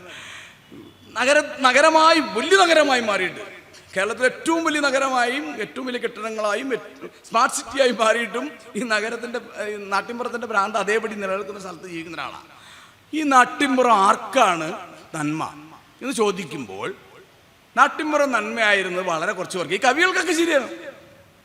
ഈ കവികളൊക്കെ സവർണ കവികളല്ലേ, അവർക്കൊക്കെ ഭയങ്കര സംഭവം. അമ്പലത്തിലേക്ക് പോകുന്ന പെൺകൊടിമാർ, വിരിഞ്ഞു നിൽക്കുന്ന പൂക്കൾ, ഇതൊക്കെ അവർക്ക് ഭയങ്കര സുഖമാണ്, അല്ലേ? നിങ്ങളിപ്പോൾ വില്യം വേഡ്സ്വർത്ത് ആദ്യമായി ലണ്ടൻ നഗരത്തിലേക്ക് പോകുന്നത് ബാലചന്ദ്രൻ ചുള്ളിക്കാട് പറഞ്ഞിട്ടുണ്ട്. അതായത് അദ്ദേഹം ആദ്യമായിട്ട് ലണ്ടൻ നഗരത്തിലേക്ക് പോകുന്നത് ഈ എൻ്റെ ഗ്രാമത്തിലേക്ക് ട്രെയിൻ വരരുതെന്ന് പറയാനാണ്. അവിടുത്തെ സ്വച്ഛത നശിപ്പിക്കും, എൻ്റെ ഗ്രാമത്തിൻ്റെ സ്വച്ഛത ട്രെയിൻ വന്നാൽ സ്വച്ഛത നശിപ്പിക്കും എന്ന് പറയാനാണ്. അപ്പം നഗരം എന്ന് പറയുന്നത് ഗ്രാമത്തിലേക്ക് എന്ത് വന്നാലും എതിരാണ്. ഇപ്പം നിങ്ങൾ ഈ കഥകളിയുടെയൊക്കെ വലിയ ഈറ്റിലാണല്ലോ നമ്മുടെ ഇരിങ്ങാലക്കുട ടൗൺ വഴി ട്രെയിൻ വരരുതെന്ന് പറഞ്ഞ മനുഷ്യന്മാരാണ് അവിടുത്തെ സവർണർ, അല്ലേ? കാരണം അവർ ഇതെന്നെ വേഡ്സ്വർത്ത് പറഞ്ഞത്, അതിൽ ട്രെയിൻ വരാനേ പാടില്ല എന്ന്. നഗരം എന്ന്, ഈ നാട്ടിൻപുറം എന്ന് പറയുന്നത് ജാതിയുടെ ശവക്കല്ലറകളാണ്. കേരളീയ ഗ്രാമങ്ങൾ എന്ന് പറഞ്ഞാൽ ഇവർ ഈ പറയുന്ന സംഭവമൊന്നുമല്ല. അവിടുത്തെ 90% വരുന്ന മനുഷ്യന്മാരും ഈ പറയുന്ന ഗ്രാമീണ ജാതിക്കകത്ത് കുടുങ്ങിപ്പോയ മനുഷ്യന്മാരാണ്. അതിപ്പോൾ ദളിതരെന്നോ ഈഴവരെന്നോ നായന്മാരെന്നോ ഒന്നും വ്യത്യാസമില്ല, എല്ലാ മനുഷ്യരും. എൻ്റെ നാട്ടിൽ വന്ന് നിങ്ങൾ എൻ്റെ പേര് വെച്ച് കഴിഞ്ഞാൽ അവർക്കറിയില്ല, ഇന്ന ജാതിയാണോ ചോദിച്ചാൽ അവർക്ക് പറയാൻ പറ്റുമോ? നിങ്ങളവിടെ ഒരുപാട് വാസുമാരുണ്ട്. അപ്പോൾ ഏത് ജാതിപ്പെടുമെന്ന് പറഞ്ഞാൽ അവർ എൻ്റെ വീട് പറഞ്ഞു തരുള്ളൂ. നഗരമായി മാറി, പക്ഷേ ആ ഗ്രാമം അവിടെ ജീവിക്കുന്നുണ്ട്. അപ്പോൾ അതുകൊണ്ട് ഈ പറയുന്ന ഗ്രാമം എന്ന്, ഇവരുടെ ഈ ഗ്രാമസങ്കല്പം എന്നൊക്കെ പറയുന്നത് തികച്ചും തെറ്റായ ഒരു സങ്കല്പമാണ്. നഗരമാണ് നമ്മളെ സാമൂഹികവൽക്കരിച്ചത്. നഗരം വലിയ കുഴപ്പമാണെന്ന് സ്ഥാപിക്കുന്ന അടൂർ ഗോപാലകൃഷ്ണന്റെ പേടിയാണ് ഈ സ്വയംവരം എന്ന് പറയുന്ന സിനിമ. അത് നിങ്ങളൊന്ന് സൂക്ഷ്മമായിട്ട് കണ്ടു നോക്കുക. നഗരത്തെ പേടിക്കുന്ന സവർണന്റെ ദുഷ്ടലാക്കാണ് സ്വയംവരം എന്ന് പറയുന്ന സിനിമയ്ക്കകത്ത് ഉള്ളടങ്ങിയിട്ടുള്ളത്. നമ്മൾ നഗരത്തെ പേടിക്കുന്നില്ല. നഗരത്തിൻ്റെ അടിത്തട്ടിൽ ചില കാര്യങ്ങളൊക്കെ ജീവിക്കുന്നുവെങ്കിലും നഗരത്തിൽ കുറച്ച് എല്ലാ മനുഷ്യർക്കും ഇരിക്കാനും ഒരുമിച്ചിരിക്കാനും കോളേജുകളും സ്കൂളുകളും സ്ഥാപനങ്ങളൊക്കെ ആയിട്ട് വാഹനങ്ങളൊക്കെ ആയിട്ട് കുറച്ചും കൂടി ഒരു സോഷ്യലൈസേഷൻ ഉണ്ട്. നിങ്ങൾ നഗരത്തിൽ ജീവിക്കുമ്പോൾ കിട്ടുന്ന തുറവി ഒരിക്കലും ഇവർ ഈ പറയുന്ന നന്മകളാൽ സമൃദ്ധമായ ഗ്രാമത്തിൽ കിട്ടില്ല. അപ്പോൾ അതുകൊണ്ട് നിങ്ങൾ ഈ എസ് ഗുപ്തൻ നായരുടെ ഞാൻ വെറുതെ ചിരിക്കാൻ വേണ്ടിയിട്ട്, പൊട്ടിച്ചിരിക്കാൻ വേണ്ടി ഞാൻ എസ് ഗുപ്തൻ നായരുടെ സ്വാതിയുടെ സന്നിധിയിൽ ഇടയ്ക്കെടുത്ത് വായിക്കാറുണ്ട്. അതൊരു ഹാസ്യ സാഹിത്യമാണ്. അതായത് എസ് കുപ്തൻ നായരെ നമ്മളെല്ലാവരും പറയുന്ന ആധുനിക വിമർശനം എന്നാണല്ലോ. അത് എഴുതിയിരിക്കുന്നത് മഹാരാജാവ് എഴുന്നള്ളിയ ആ പഴയ രാജവീതികൾ എവിടെ? എങ്ങും ശകുടാസുരന്മാരുടെ തീതുപ്പലുകളാണെന്ന്. ശകുടാസുരൻ, ആ വാക്ക് നോക്കുക, ശകുടാസുരൻ. ഇവൻ പറയുന്ന പിൻവലിച്ച് ഇവരൊക്കെ സങ്കല്പിക്കുന്നത് രാജാവ് മാത്രം പല്ലക്കിൽ എഴുന്നള്ളി വരുന്ന, കുതിരവണ്ടിയിൽ എഴുന്നള്ളി വരുന്ന രാജ്യത്തെയാണ് ഒരു സ്വപ്നം കാണുന്നത്. ഒരു മോട്ടോർ കാറിനെ അവർ പറയുന്ന ശകുടാസുരൻ. ഇത് സാദിയുടെ സന്നിധിയിൽ എന്ന് പറയുന്ന ലേഖനത്തിലാണ്. ഞങ്ങൾക്ക് ഹൈസ്കൂളിൽ പഠിക്കാനുണ്ട്. ഞാൻ എൻ്റെ കാലത്ത് പഠിച്ചവർ എത്ര പേരുണ്ടെന്ന് അറിയില്ല. ഞങ്ങൾക്ക് പഠിക്കാനുണ്ട്. സാദിയുടെ സന്നിധിയിൽ നിന്ന് പാഠം ഞങ്ങൾ പഠിച്ചിട്ടുണ്ട്.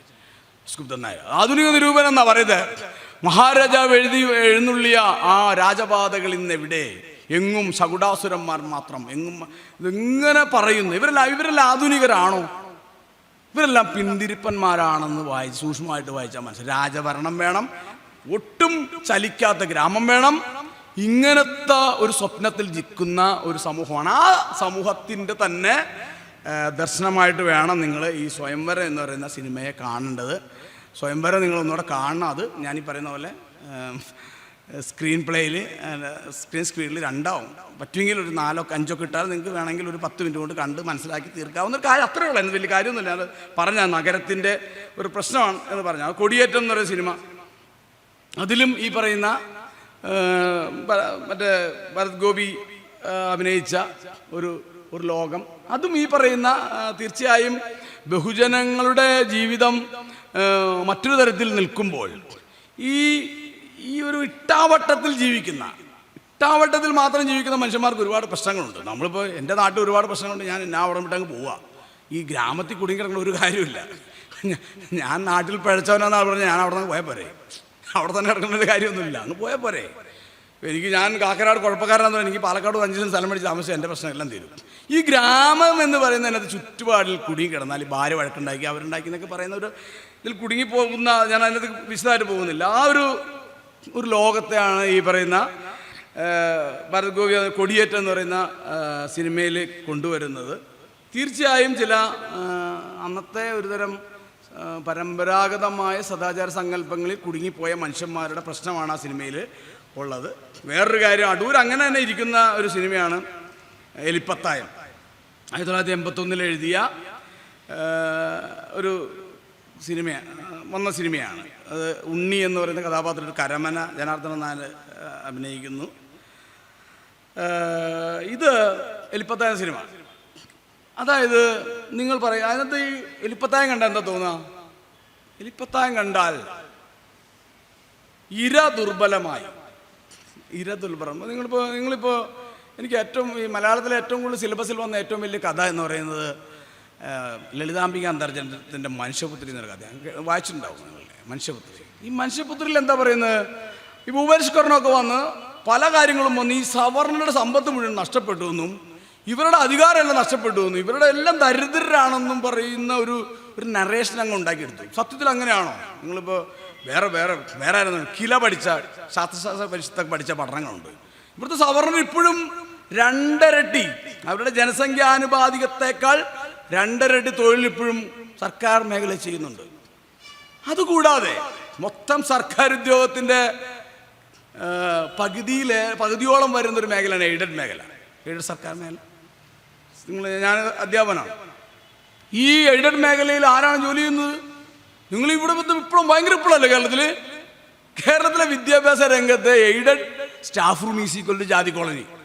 ഇപ്പോൾ പുലേ കോളനി, പറയ കോളനി എന്നൊക്കെ പറയുന്ന പോലെ SNDPയുടെ സ്കൂളാണെങ്കിൽ അവർ ഈഴവ കോളനി, NSSൻ്റെ സ്കൂളാണെങ്കിൽ അവരുടെ സ്റ്റാഫ് റൂം ഒരു ജാതി NSS കോളനി, ക്രിസ്ത്യാനികളുടെ സ്കൂളാണെങ്കിൽ ആ സ്റ്റാഫ് റൂം ഒരു ക്രിസ്ത്യൻ കോളനി. പച്ചയായ ജാതി കോളനി. കൃത്യമായ കണക്കെടുത്ത് കേസ് കൊടുത്ത ആൾക്കാരെ ഞങ്ങൾ കൃത്യമായ കണക്കെടുത്ത്, അല്ല വെറുതെ ഊഹം വെച്ച് പറയാം, കൃത്യമായ കണക്കെടുത്ത്. അതിനകത്ത് 0.5 SC/ST പ്രാതിനിധ്യം. അതൊക്കെ പോട്ടെ. ഇപ്പോൾ സർക്കാർ ശമ്പളം കൊടുക്കുന്ന, അല്ല സർക്കാരിൻ്റെ ഏതാണ്ട് ഉടമസ്ഥയിലുള്ള അമൽ സീരാജൻ സംസാരിച്ച ദേവസ്വം ബോർഡ് കോളേജിൻ്റെ അവസ്ഥ ഇത് തന്നെയാണ്. ദേവസ്വം ബോർഡ് സ്കൂളിൻ്റെ അവസ്ഥ തന്നെ. സവർണരുടെ സാമ്പത്തിക അധികാരം നഷ്ടപ്പെട്ടു നിങ്ങൾ വിചാരിക്കുന്നുണ്ടോ?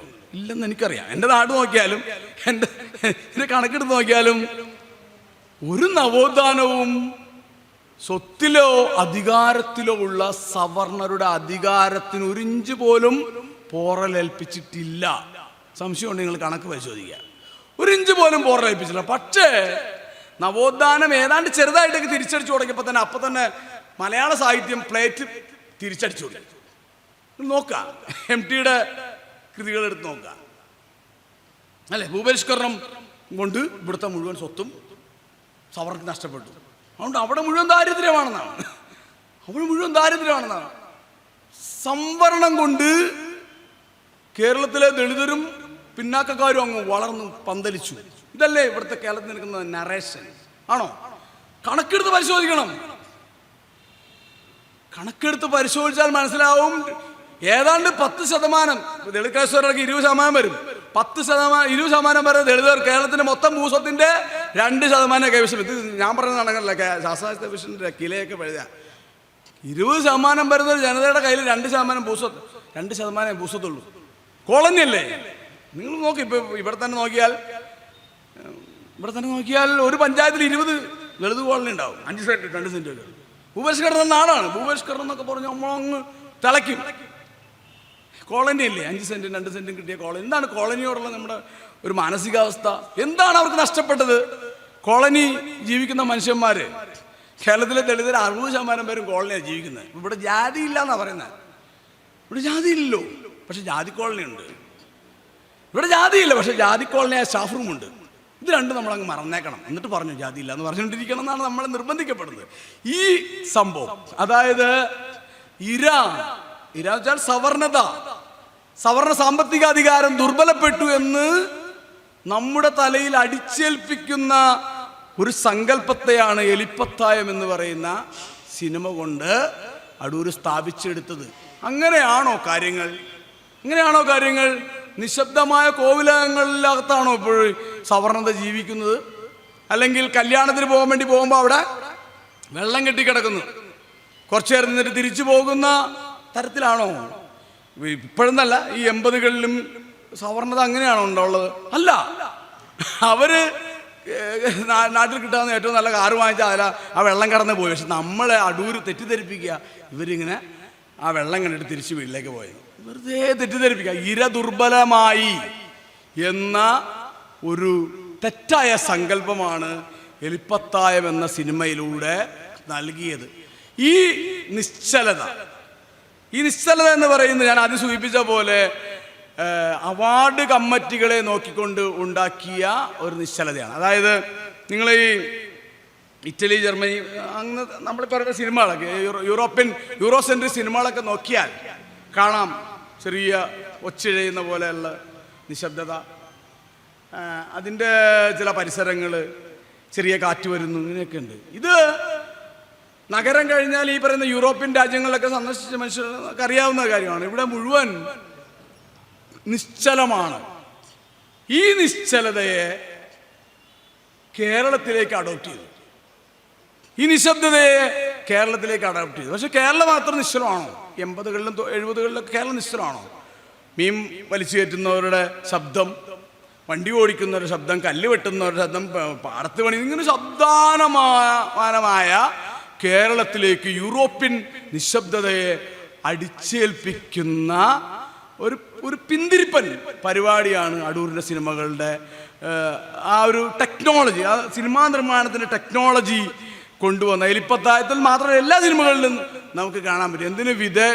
നമ്മുടെ മതിലുകൾ പോലുള്ള ബഷീറിൻ്റെ കൃതി വായിക്കുമ്പോഴുണ്ടാവുന്ന സ്പീഡിനെ, ആ കൃതി വായിക്കുമ്പോൾ ഒരു സ്പീഡുണ്ടല്ലോ, ആ സ്പീഡിനെ എത്രയോ പിന്നോട്ടടിക്കുന്നതാണ്. ആ സിനിമ മനോഹരമാണ്, ഞാൻ സിനിമ തള്ളിക്കറിയുന്നില്ല. പക്ഷേ ആ വേഗതയെ ഇങ്ങനെ പിടിച്ചു നിർത്തുന്ന നമുക്ക് വിധേയനിലും കാണാൻ പറ്റും. അതുപോലെ തന്നെ ഈ പറയുന്ന മതിലുകൾ എന്ന് പറയുന്ന സിനിമയിലും കാണാൻ പറ്റും. വേഗത എന്ന് പറഞ്ഞാൽ എന്തോ കുഴപ്പം പിടിച്ച കാര്യമാണെന്ന് വിചാരിക്കുന്ന ഒരു വരണ്യ അഭിജാത ബോധം, വേഗത. ഇപ്പം നിങ്ങളിപ്പോൾ നാടൻപാട്ട് ഫോക്കാണ്, നാടൻപാട്ട് കൊള്ളില്ല. നാടൻപാട്ട് എന്ന് പറഞ്ഞാൽ ആർക്കും പാടാം. പക്ഷെ കഥകളി അതിങ്ങനെ പഠിച്ചാൽ ചെസ്സ് കളിക്കുന്ന പോലെ അതിങ്ങനെ കുതിര ഇങ്ങനെ പോളും, മറ്റത് ഇങ്ങനെ പോളും, അതിങ്ങനെ അങ്ങനെ അത് ഭയങ്കര പഠന ചെലവാണ്. അപ്പോൾ ഈ കലകളെ ഇവരിങ്ങനെ ചിന്തിക്കുമ്പോൾ ഈ വേഗം ഇല്ലായ്മ എന്തോ വലിയ സംഭവമാണെന്ന് സ്ഥാപിക്കുന്ന തരത്തിലുള്ള ഒരു ഈ കീഴാള വിഭാഗങ്ങളുടെ കലാരൂപങ്ങൾ ഏറ്റവും മോശമാണെന്നും ഞങ്ങളുടെ ഒരു കഥകളിയുടെയും ഒരു ലോകമാണ് അതിൻ്റെ ഒരു തുടർച്ച. ഞാൻ ആദ്യം പറഞ്ഞ കൂടിയാട്ടത്തിൻ്റെയും കഥകളിയുടെയും ഈ സാങ്കേതികതത്വം കൊണ്ട് നേരെ കൊണ്ടുവന്ന് സിനിമയിൽ അഡോപ്റ്റ് ചെയ്യുന്നതിൻ്റെ ഒരു ലോകം തീർച്ചയായും എലിപ്പത്തായം എന്ന സിനിമയിൽ നമുക്ക് നോക്കിയാൽ കാണാൻ കഴിയും. അവസാനം എലിപ്പത്തായത്തിൽ നിന്ന് രക്ഷപ്പെട്ടു എന്നൊക്കെ പറയുന്നുണ്ട്. പക്ഷേ ഈ എലിപ്പത്തായത്തിനകത്ത് തന്നെയല്ലേ മലയാളി ഇപ്പോഴും ജീവിക്കുന്നത്. ഒന്നും വേണ്ട, ഇപ്പോൾ നമ്മൾ നല്ല വീടൊക്കെ പണിയുന്നുണ്ട്. നിങ്ങൾ ഈ 90-കൾ ഞാൻ മറ്റേ എൻ്റെ അച്ഛൻ കെട്ടിട നിർമ്മാണം ആയിരുന്നു. അച്ഛനോട് ഒരുപാട് പണിക്കൊക്കെ പോയ ഒരാളെ. ഈ നമ്മുടെ വീടുകളൊക്കെ നോക്കുക, ഒരു 90-കളിലെ 2000-ലേക്ക് വീട് അമ്പലം പണിത പോലെ പണിതിരിക്കുന്നത് അല്ലേ, അമ്പലം പണിത പോലെ പണിതിരിക്കുന്നത്. അവിടെ ഇങ്ങനെ ഒരു മറ്റേ വരാന്ത, അതിൻ്റെ മുകളിൽ മറ്റേ ഓട് വെച്ച്, ഓടിൻ്റെ കാര്യമൊന്നുമില്ല, കോൺക്രീറ്റിൻ്റെ മുകളിലേക്ക് ഓട് വെക്കേണ്ട കാര്യമൊന്നുമില്ല. തണുപ്പെന്നൊക്കെ പറഞ്ഞാലും ഈ പൗരാണിക നിർമ്മിതി നാലുകെട്ട് മാതൃകയിലൊക്കെ തന്നെ ഉണ്ടാക്കി വെക്കുന്ന ഒരു രീതിശാസ്ത്രം നമ്മുടെ തലയിലേക്ക്, ഈ പൗരാണികത എന്തോ വലിയ കാര്യമാണെന്ന് പറയുന്ന തരത്തിലേക്ക് ഈ നമ്മുടെ തലയിട്ട് വെക്കുന്നു. അതുപോലെ പ്രതിയും പാമ്പരിക്കൊക്കെ പറയുന്ന പോലെ തറവാട്ടിൽ ജയിക്കാതിരിക്കുന്ന എന്തോ കുഴപ്പമാണ് നമ്മളെ കൊണ്ട് തോന്നിപ്പിക്കുന്ന തരത്തിലാണ് ഈ സിനിമകളെല്ലാം വർക്ക് ചെയ്യുന്നത്. എന്തോ വലിയ സംഭവമാണ്. അവിടെ അമ്പലക്കുളം, കുളം, കാവ്, മറ്റേ നാലുകെട്ട്, നിലവിളക്ക് എന്നൊക്കെ പറഞ്ഞുകൊണ്ട് ആ ക്യാമറകളെല്ലാം എവിടെ വെച്ചിട്ട് നോക്കുക അല്ലേ. ഈ തറവാടുകളുടെ പിന്നാമ്പുറങ്ങൾ, ഞാനത് എഴുതിയിരുന്നു, തറവാടുകളുടെ പിന്നാമ്പുറങ്ങളിലേക്ക് വെച്ച ക്യാമറകളിൽ പതിഞ്ഞ ഒരു ലോകം. ഇതാണ് കേരളത്തിൻ്റെ യഥാർത്ഥ ലോകം. ഇപ്പം പുറത്തവർ കണ്ടതും കേട്ടതൊക്കെ ഈ കേരളത്തെക്കുറിച്ച് ഈ ലോകമാണ്. കേരളത്തിൻ്റെ ലോകം ഒരിക്കലും അതല്ല. കേരളത്തിൻ്റെ ലോകം വേറെ ഏതോ, ബഹുജനങ്ങളുടെ ജീവിതവും ലോകവും വേറെയാണ്. അവർ നിരന്തരം ജീവിതത്തിന് വേണ്ടി ഓട്ടപ്പാച്ച് നടത്തും. ഈ നിശ്ചലത കൊണ്ട് കേരളത്തെ അടയാളപ്പെടുത്തി നിശബ്ദമായി അവർക്ക് കൊടുക്കുകയും അവിടെ നിന്നൊക്കെ അവാർഡൊക്കെ വാങ്ങിയിട്ടുണ്ടാകും. പക്ഷെ അവാർഡ് കൊണ്ട് മാത്രമല്ല കേരളത്തിലെ ആ ഒരു ആൾക്കൂട്ട സിനിമ കാണുന്നതിനോടുകൂടി നമ്മൾ ഓർക്കേണ്ടതുണ്ട്. രണ്ടാമത്തെ കാര്യം, ഈ അനന്തരം എന്ന സിനിമ, ഞാൻ അധികം പോകുന്നില്ല, അനന്തരം എന്ന സിനിമ നോക്കുക. അനന്തരം ഞാനത് അടുത്ത ഞാൻ എൻ്റെ വിശദമായ കാര്യങ്ങൾ പറയുന്നില്ല. അനന്തരം നിങ്ങൾ കണ്ടിട്ടുണ്ടോ? ടെലിവിഷനിലൊക്കെ പണ്ട് വന്ന സിനിമയാണ്. ഞങ്ങളുടെ ചെറുപ്പത്തിലൊക്കെ ഞാനും ഇതൊക്കെ ചെറുപ്പത്തിൽ വളരെ ഈ ടി വിയൊക്കെ മറ്റു വീടുകളിലൊക്കെ പോയി കാണുന്ന കാലത്താണ് ഈ സിനിമ. ഞാൻ അന്നേ കണ്ടിട്ടുണ്ട്. എനിക്കൊന്നും അന്നും മനസ്സിലായില്ല. ഇന്നും നോക്കിയപ്പോൾ ഇതിനൊന്നും മനസ്സിലാക്കേണ്ട കാര്യമായിട്ടൊന്നുമില്ല. നമ്മളിതിങ്ങനെ ആളുകൾ പറയാണല്ലോ, അത് മനസ്സിലാവും, നിനക്ക് നിൻ്റെ കുഴപ്പമാണ്, അല്ലാണ്ട് സിനിമയുടെ കുഴപ്പമില്ല, വലിയ കാര്യമൊന്നുമില്ല, മുൻപ് വലിയ സംഭവമാണെന്നൊക്കെ പറഞ്ഞിട്ട് ഇങ്ങനെ വരികയാണല്ലോ. അതിനകത്ത് ഒരുപാട് കാര്യങ്ങളുണ്ട്. ഞാൻ അതിലേക്ക് പോകുന്നില്ല. മമ്മൂട്ടിയും അശോകനും അഭിനയിക്കുന്ന സിനിമയാണ് ഈ അനന്തരം എന്നുള്ള സിനിമ. അതൊരു മോണോലോഗ് എന്ന നിലയ്ക്കാണ്. മോണോലോഗ് തന്നെ പ്രശ്നമാണ്. മറ്റുള്ളവർക്ക് എന്ത് പറയണമെന്ന് പറയാതെ നമ്മളിങ്ങനെ അങ്ങോട്ട് അടിച്ചേൽപ്പിക്കുന്നതിന്, അല്ല ഈ പ്രസംഗം പോലെ മോണോലോഗ് നമ്മൾ അങ്ങോട്ട് ഇങ്ങനെ അടിച്ചേൽപ്പിച്ചുകൊണ്ട് പോകാൻ ആ രീതിയിലാണ് ഈ സിനിമ എടുത്തിരിക്കുന്നത്. അതിൽ അശോകൻ അവതരിപ്പിക്കുന്ന കഥാപാത്രം ഡോക്ടർ അങ്കിളിനെ എവിടുന്നോ ആശുപത്രിയിൽ നിന്ന് കിട്ടിയ കുട്ടിയാണ്. അതിനെ വളർത്തി വലുതാക്കി എന്നൊക്കെ പറഞ്ഞിട്ടാണ് അവൻ്റെ വിഭ്രാമമായ അവസ്ഥ. ചേട്ടൻ കല്യാണം കഴിച്ച പെണ്ണ് താൻ പ്രണയിച്ച പെണ്ണാണോ എന്നൊക്കെ കൺഫ്യൂഷൻ. അത് ക്ലാരിഫൈ ചെയ്യാത്ത ആ സിനിമ അവസാനിക്കുന്നൊരു രംഗമാണ്. ഞാനത് ഒരു കൂടുതൽ കാര്യങ്ങളിലേക്ക് പോകുന്നില്ല. അതിനകത്ത് പ്രവർത്തിക്കുന്ന ഒരു സാധനമുണ്ട്, അത് നമ്മൾ വെറുതെ വിടരുത്. അത് സി രവീന്ദ്രനൊക്കെ പറയുന്ന അതേ കാര്യം തന്നെയാണ്. അതായത് പറയുന്നൊരു കാര്യം, ഈ ആത്മകഥത്തിൽ ഇയാൾ പറയുന്നത് എല്ലാത്തിലും മിടുക്കനായത് കൊണ്ട് മാത്രം ഞാൻ എല്ലായിടത്തു നിന്നും പുറത്തായിന്നാണ്. കൂട്ടുകാരെല്ലാം കൂടി വെള്ളത്തിൽ മുങ്ങി, കൂട്ടുകാരെല്ലാം 50 വരെ എണ്ണുന്നവരെ വെള്ളത്തിൽ മുങ്ങി, ഇയാൾ 100 വരെ അല്ലെങ്കിൽ അപ്പുറത്തേക്ക് മുങ്ങിക്കിടക്കും. ഓട്ടത്തിൽ അവൻ ആദ്യം കയറി വന്നതുകൊണ്ട് മാത്രം ആ സാറ് പിടിച്ച് പുറത്താക്കി എന്നാണ് പറയുന്നത്. പിന്നെന്താണ് മറ്റേ ഇത് എറിഞ്ഞു കൊള്ളിക്കുന്ന എന്താ ഈ സർക്കസിലൊക്കെ ഇങ്ങനെ കൃത്യം പോയിന്റിൽ എറിഞ്ഞു, അതെല്ലാം എറിഞ്ഞു കൊള്ളിക്കുന്നതുകൊണ്ട് അതിൻ്റെ മുതലാളി അവനെ പിടിച്ച് തല്ലി ഓടിക്കുന്നു. ക്ലാസ്സിൽ എല്ലാത്തിൻ്റെ ഉത്തരം പറയുന്നതുകൊണ്ട് സാറ് ചീത്ത പറയുന്നു. അതിനകത്ത് ഉത്തരങ്ങൾ ഭയങ്കര ഭീകരമാണ്. ഈ ചരിത്രാഖ്യായിക എന്ന് പറഞ്ഞാൽ എന്താണെന്ന് ചോദിക്കുന്നുണ്ട്. അതായത് മറന്നു കിടക്കുന്നിടത്ത് ഇങ്ങനെ ഉയർത്തിക്കൊണ്ടുവന്ന് അവരുടെ ആത്മവീരത്തെ ഉയർത്തുന്ന പറയുന്നത്. എന്ത് മറന്നു കിടന്നാൽ ഈ തിരുവിതാംകൂർ രാജഭരണത്തെക്കുറിച്ച് ആരുടെ ഓർമ്മയാണ് ഉണർത്തിക്കൊണ്ടുവരേണ്ടത്? ഈ മഹാന്മാരായ ഈ തിരുവിതാംകൂർ രാജാക്കന്മാരില്ലേ തീണ്ടാപ്പലക വെച്ചത് വൈക്കത്ത്, തിരുവനന്തപുരത്ത് മാർത്താണ്ഡവർമ്മയുള്ള കാലത്ത് തീണ്ടലില്ലേ, ചിത്ര പെരുന്നാള് മറ്റേ ക്ഷേത്രപുരം വരുന്ന തീണ്ടലും തൊടിയിലില്ലേ. സ്വാതിരുന്നാൾ മഹാസംഭവമാണ്. ഇയാളുടെ കാലത്ത് തീണ്ടലും തൊടിയിലില്ലേ, മഹാസംഭവമാണ്. തിരുവിതാംകൂറിന്റെ മറന്നു കിടന്ന മഹാസംഭവങ്ങളെ കപ്പല് അടിയിൽ താന്നുപോയ കപ്പലിനെ ഉയർത്തിക്കൊണ്ടുവരുന്ന പോലെ ഓർമ്മകളെ ഉയർത്തിക്കൊണ്ടുവരുന്നതാണ് ചരിത്രാഖ്യായിക എന്ന്. വെറുതെ സത്യത്തിൽ അങ്ങനെ പാഠമൊന്നുമില്ല, ഇങ്ങനൊരു വാചകം പറയാൻ വേണ്ടി പുള്ളി ആ സിനിമയിൽ അങ്ങ് ഇടുന്നൊരു കാര്യമാണ്. ആ ഉത്തരവൊക്കെ പുള്ളി പറയുന്നു. ഓക്കെ, ഞാൻ പറയാമെന്ന കാര്യം പറയാം. ഉത്തരങ്ങൾ കൃത്യമായി പറയുന്നതുകൊണ്ടും കാര്യങ്ങൾ നന്നായി പറയുന്നതുകൊണ്ടും ഞാൻ എല്ലായിടത്തും ഔട്ടായി പോയി. ഈ വാചകം ആരുടെ വാചകമാണ്? ഈ വാചകം എവിടെ നിന്നാണ് ഉണ്ടാവുന്നത്? പറയൂ, എവിടെ നിന്ന് ഈ വാചകം ഉണ്ടായത്? ഭീകരമാണ് ആ വാചകം, ഭീകരമാണ്, അതിഭീകരമാണ് ആ വാചകം.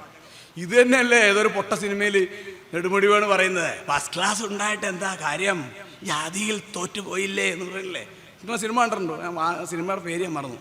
ഫസ്റ്റ് ക്ലാസ് ഉണ്ടായിട്ട് എന്താ കാര്യം, ജാതിയിൽ തോറ്റുപോയില്ലേ. ജോലി കിട്ടാത്തതിനെ കുറിച്ചാണ് പറയുന്നത് അല്ലേ. സംവരണ വിരുദ്ധമാണ് കേരളത്തിലെ മുഴുവൻ സാഹിത്യകൃതികളും, മുഴുവൻ സിനിമകളും സംവരണ വിരുദ്ധമാണ്. എല്ലാ സിനിമകളും എടുത്തു നോക്കിയ സംവരണ വിരുദ്ധമാണ്.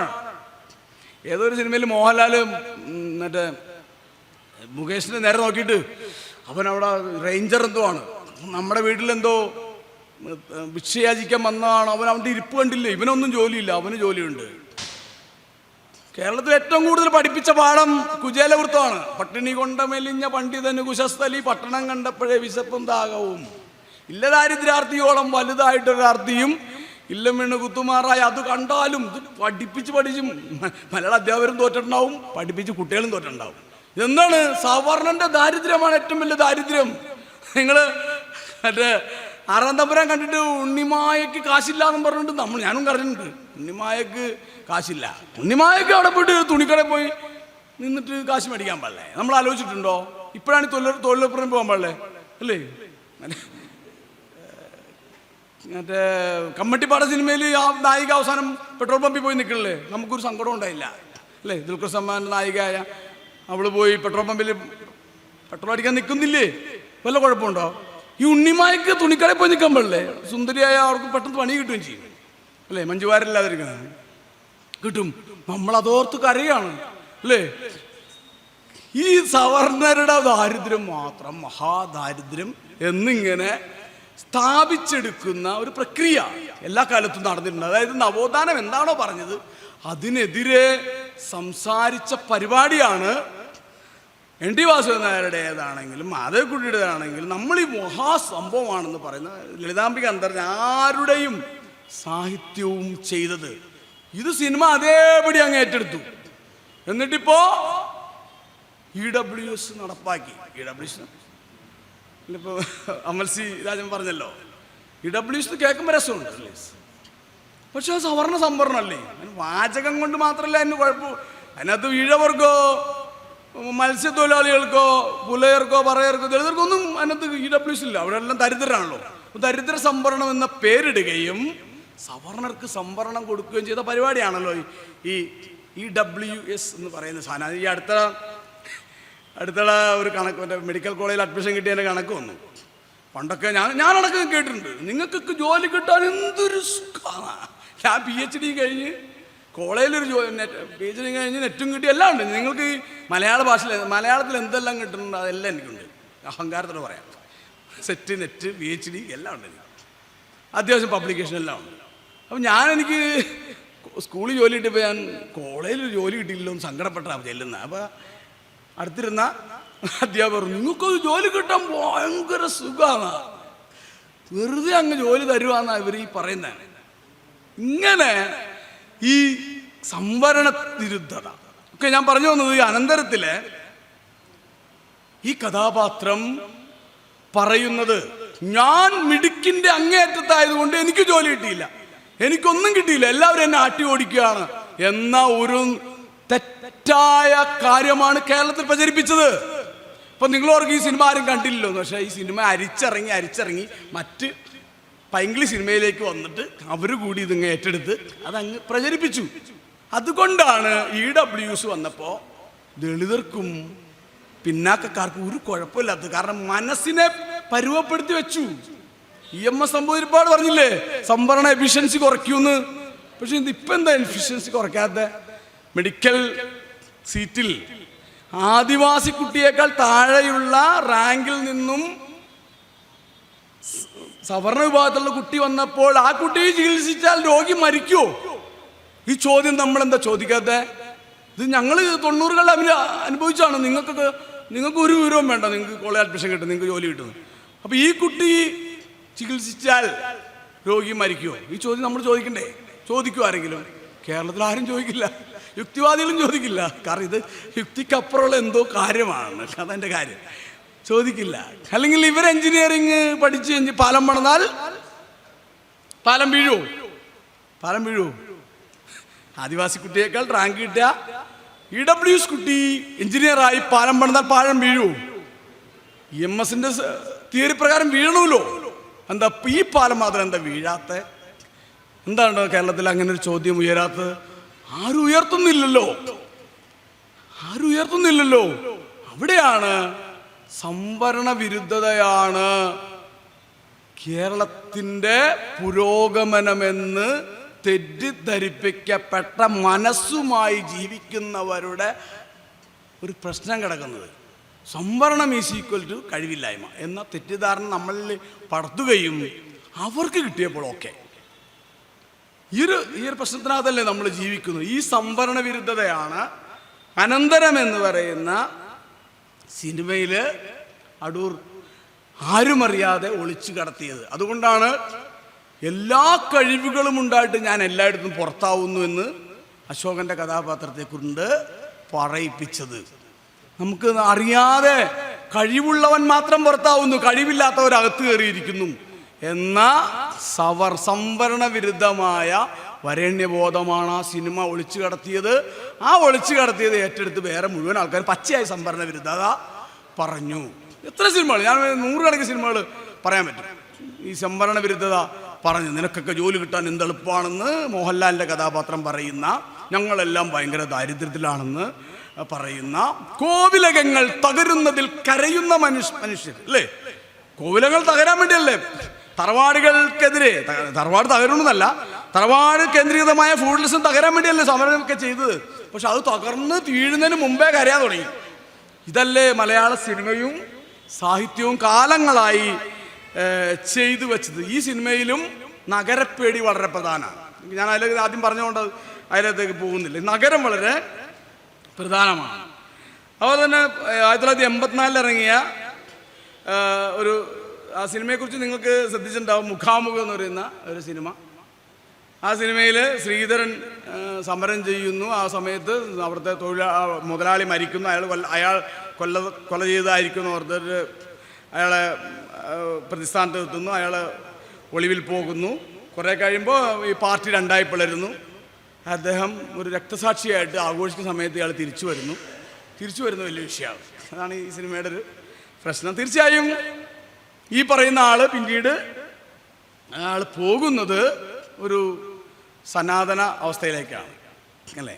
നമുക്കറിയാം, ഈ ബിനുവും പള്ളിപ്പാട് എന്ന് പറയുന്ന നമ്മുടെ ഒരു പ്രിയപ്പെട്ട കവി, അദ്ദേഹം മരണപ്പെട്ടു പോയി. അദ്ദേഹം എഴുതിയൊരു കാര്യം, ഈ 80കളിലെ കലാകൗമുദി വായനക്കാരെ വിശ്വസിക്കരുതെന്നാണ്. അവരവരുടെ മക്കളെ അവർ ശ്രീകൃഷ്ണ ജയന്തിക്ക് അയക്കുന്നു, അല്ലെങ്കിൽ അവർ അമ്പലത്തിൽ ഇങ്ങനെ പോകുന്നു. ഇന്ന് പണ്ടത്തെ വിപ്ലവകാരികളെല്ലാം തന്നെ ഇപ്പോൾ മാറി നിന്നിട്ട് വേറൊരു ലോകത്താണ് അവരുള്ളത്. അവർ മറ്റേ നമ്മുടെ കെ.ജി. ശങ്കരപ്പിള്ള പറഞ്ഞ പോലെ വീട്ടിൽ പുറത്ത് മാർച്ചും വീട്ടിൽ പൂന്താനവും ആവുന്ന, അല്ലെങ്കിൽ അദ്ദേഹം പറയുന്ന പോലെ നമുക്ക് പുറത്തൊരു മതേതര ചെരുപ്പും അകത്തൊരു മതച്ചെരുപ്പ് ഇടുന്ന തരത്തിലുള്ള ആൾക്കാരായി മാറിപ്പോകുന്നതിൻ്റെ ഒരു ചിത്രം ഈ ഒരു സിനിമയിൽ വരുന്നുണ്ട്. അതുപോലെ കഥാപുരുഷൻ, ഞാൻ അധികം പോകുന്നില്ല, കാരണം അതിനകത്ത് കഥാപുരുഷൻ എന്ന് പറയുന്ന സിനിമയിൽ അതിലും ഈ പറയുന്ന സമരങ്ങളെല്ലാം നയിച്ചത് സവർണരാണ് എന്ന് പറയുന്നൊരു സാധനമുണ്ട്. സമരങ്ങളെല്ലാം നയിച്ച് സവർണരാണ് എന്ന് പറയുന്നൊരു സംഭവമുണ്ട്. അത് അതിനകത്ത് നിങ്ങൾ ഈ കലാപ്പാനി എന്നൊരു സിനിമയുണ്ടല്ലോ, കലാപ്പാനി എന്ന സിനിമയിൽ മോഹൻലാൽ ഭയങ്കര നമ്പൂതിരി കുടുംബത്തിൽ നിന്ന് ഭയങ്കര തീവ്ര വിപ്ലവത്തിലൊക്കെ പങ്കെടുത്ത് ജയിലിൽ ചെല്ലുന്ന ആളാണ്. ശ്രീനിവാസനെ കാണിക്കുന്നുണ്ട്. ശ്രീനിവാസൻ ഏതോ സമര ചെയ്ത ആളെന്നൊക്കെ പറഞ്ഞെങ്കിലും പുള്ളി നീ ഏതോ തേങ്ങ മോഷ്ടിച്ചിട്ടാണ് നീ വരുന്നതെന്ന് പറയും. അപ്പോൾ ഈ സവർണർ ചെയ്യുന്ന മാത്രമാണ് വിപ്ലവമെന്നും ബാക്കിയുള്ള അവർണരൊക്കെ ചെയ്യുന്നത് തേങ്ങാ മോഷണമൊക്കെ ആയിട്ട് വിപ്ലവമായിട്ട് കൂട്ടിക്കെട്ടി പറയുന്നൊരു രംഗമുണ്ട്. അപ്പോൾ സമരങ്ങളെല്ലാം നയിച്ചത് സവർണ വിഭാഗങ്ങളിൽ നിന്നുള്ളതും കോവിലകത്ത് നിന്നുള്ളവരും ഒക്കെ ആണെന്ന് പറയുന്നതിലുള്ള ചില ആൾക്കാരൊക്കെ വന്നിട്ടുണ്ട്. അതൊരു കാലഘട്ടത്തിൻ്റെ പ്രശ്നം, അല്ലാതെ അത് നിങ്ങൾ തോപ്പിൽ ഭാസിയുടെ നാടകം നോക്കിയാൽ, നിങ്ങൾ എന്നെ കമ്മ്യൂണിസ്റ്റ് ആക്കി എന്ന് പറയുന്ന നാടകം നോക്കിയാൽ അറിയാം. അതൊരു കാലഘട്ടത്തിൻ്റെ പ്രത്യേകതയാണ്. നവോത്ഥാനത്തിൽ കീഴാളമായി ഉയർന്ന ഒരു ധാരയുണ്ട്. ശ്രീനാരായണ ഗുരുദേവൻ്റെ, അയ്യങ്കാളിയുടെയും സഹോദരൻ അയ്യപ്പൻ്റെയും ഒക്കെ, അല്ലെങ്കിൽ പൊയ്കലപ്പച്ചൻ്റെ ഒക്കെ ധാരയായിട്ട് ഉയർന്നൊരു കീഴാള ധാരയുണ്ട്. ഈ ധാരയുടെ വേറൊരു ഘട്ടത്തിലാണ് ഈ സവർണ വിഭാഗങ്ങളെല്ലാം ഇതിനകത്തേക്ക് വരുന്നത്, അല്ലാതെ അവർ ആദ്യമേ തന്നെ ചാടി ഇങ്ങോട്ട് വന്നതല്ല. പക്ഷേ ചരിത്രം എഴുതുമ്പോൾ ഈ പറയുന്ന ആളുകളെക്കാൾ ഈ കേരളത്തിൻ്റെ നവോത്ഥാന ചരിത്രം അല്ലെങ്കിൽ തുടർന്നുണ്ടായ വിപ്ലവത്തിൻ്റെ ചരിത്രമൊക്കെ തന്നെ നോക്കിയാൽ പിള്ള എന്നോ നമ്പൂതിരിപ്പാടെന്നോ എന്നൊക്കെ പേരില്ലാത്ത മനുഷ്യന്മാരുടെ പേരിൽ ഈ ചരിത്രങ്ങളൊന്നും കാര്യമായിട്ടില്ല. പക്ഷേ കെ വി പത്രോസിനെ പോലുള്ള മനുഷ്യന്മാരുണ്ട്. പക്ഷെ അവരൊക്കെ തമസ്കരിക്കപ്പെട്ടു എന്നുള്ളത് നമ്മൾ അറിയണം. ഞാൻ അതിനകത്തേക്ക് പോകുന്നില്ല. ഏതായാലും ഇതെല്ലാം നടത്തിയത് ഞങ്ങളാണ്, ഞങ്ങൾക്കെതിരെ സമരം ചെയ്തു എന്ന് പറയുന്ന ഒരു നറേഷനാണ് നിലനിൽക്കുന്നത്. പൂണൂല് പൊട്ടിച്ചെറിഞ്ഞു വലിയ സംഭവമാണെന്ന് പറയുന്നത്. ഇത് അല്ലെങ്കിൽ കോവിലകം പൊളിച്ച് കൊടുത്തു വലിയ സംഭവമാണെന്ന് പറയുന്നത്. ഇവിടെ അവൻ്റെ വീട്ടിൽ ആകെ ഒരു 4 ഓലയുണ്ട്. ആ 4 ഓലയും പൊട്ടിച്ച് പോന്നൊന്നും, അല്ലെങ്കിൽ അവൻ്റെ ആകെ 2 കല ഒരു കഞ്ഞിക്കലം ഉണ്ടാവുള്ളൂ, അതും കുളഞ്ഞിട്ട് പോകുന്നൊന്നും വലിയ സംഭവമല്ല. പൂണൂല് പൊട്ടിച്ചെറിഞ്ഞത് വൻ സംഭവമാണെന്ന് നമ്മളിങ്ങനെ രാമരാമ വാഴ്ത്തിപ്പാടേണ്ട ഒരു പ്രശ്നം നമ്മൾ അനുഭവിക്കുന്നുണ്ട്. അപ്പോൾ ഈ ബാക്കിയുള്ളവർ നടത്തിയ ത്യാഗങ്ങളൊന്നും ഒരു ത്യാഗങ്ങളെ അല്ല. അത് നിങ്ങൾ കല്ലറ സുകുമാരൻ്റെ മറ്റേ ഒളിവിലെ ഓർമ്മകൾ, നിങ്ങൾക്ക് ഒരുപാട് കാര്യങ്ങൾ പറയാനുണ്ട് ഒളിവിലെ ഓർമ്മകൾ.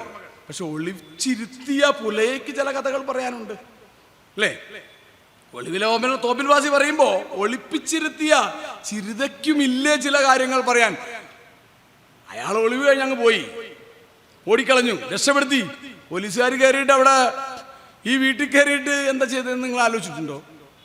അല്ലേ?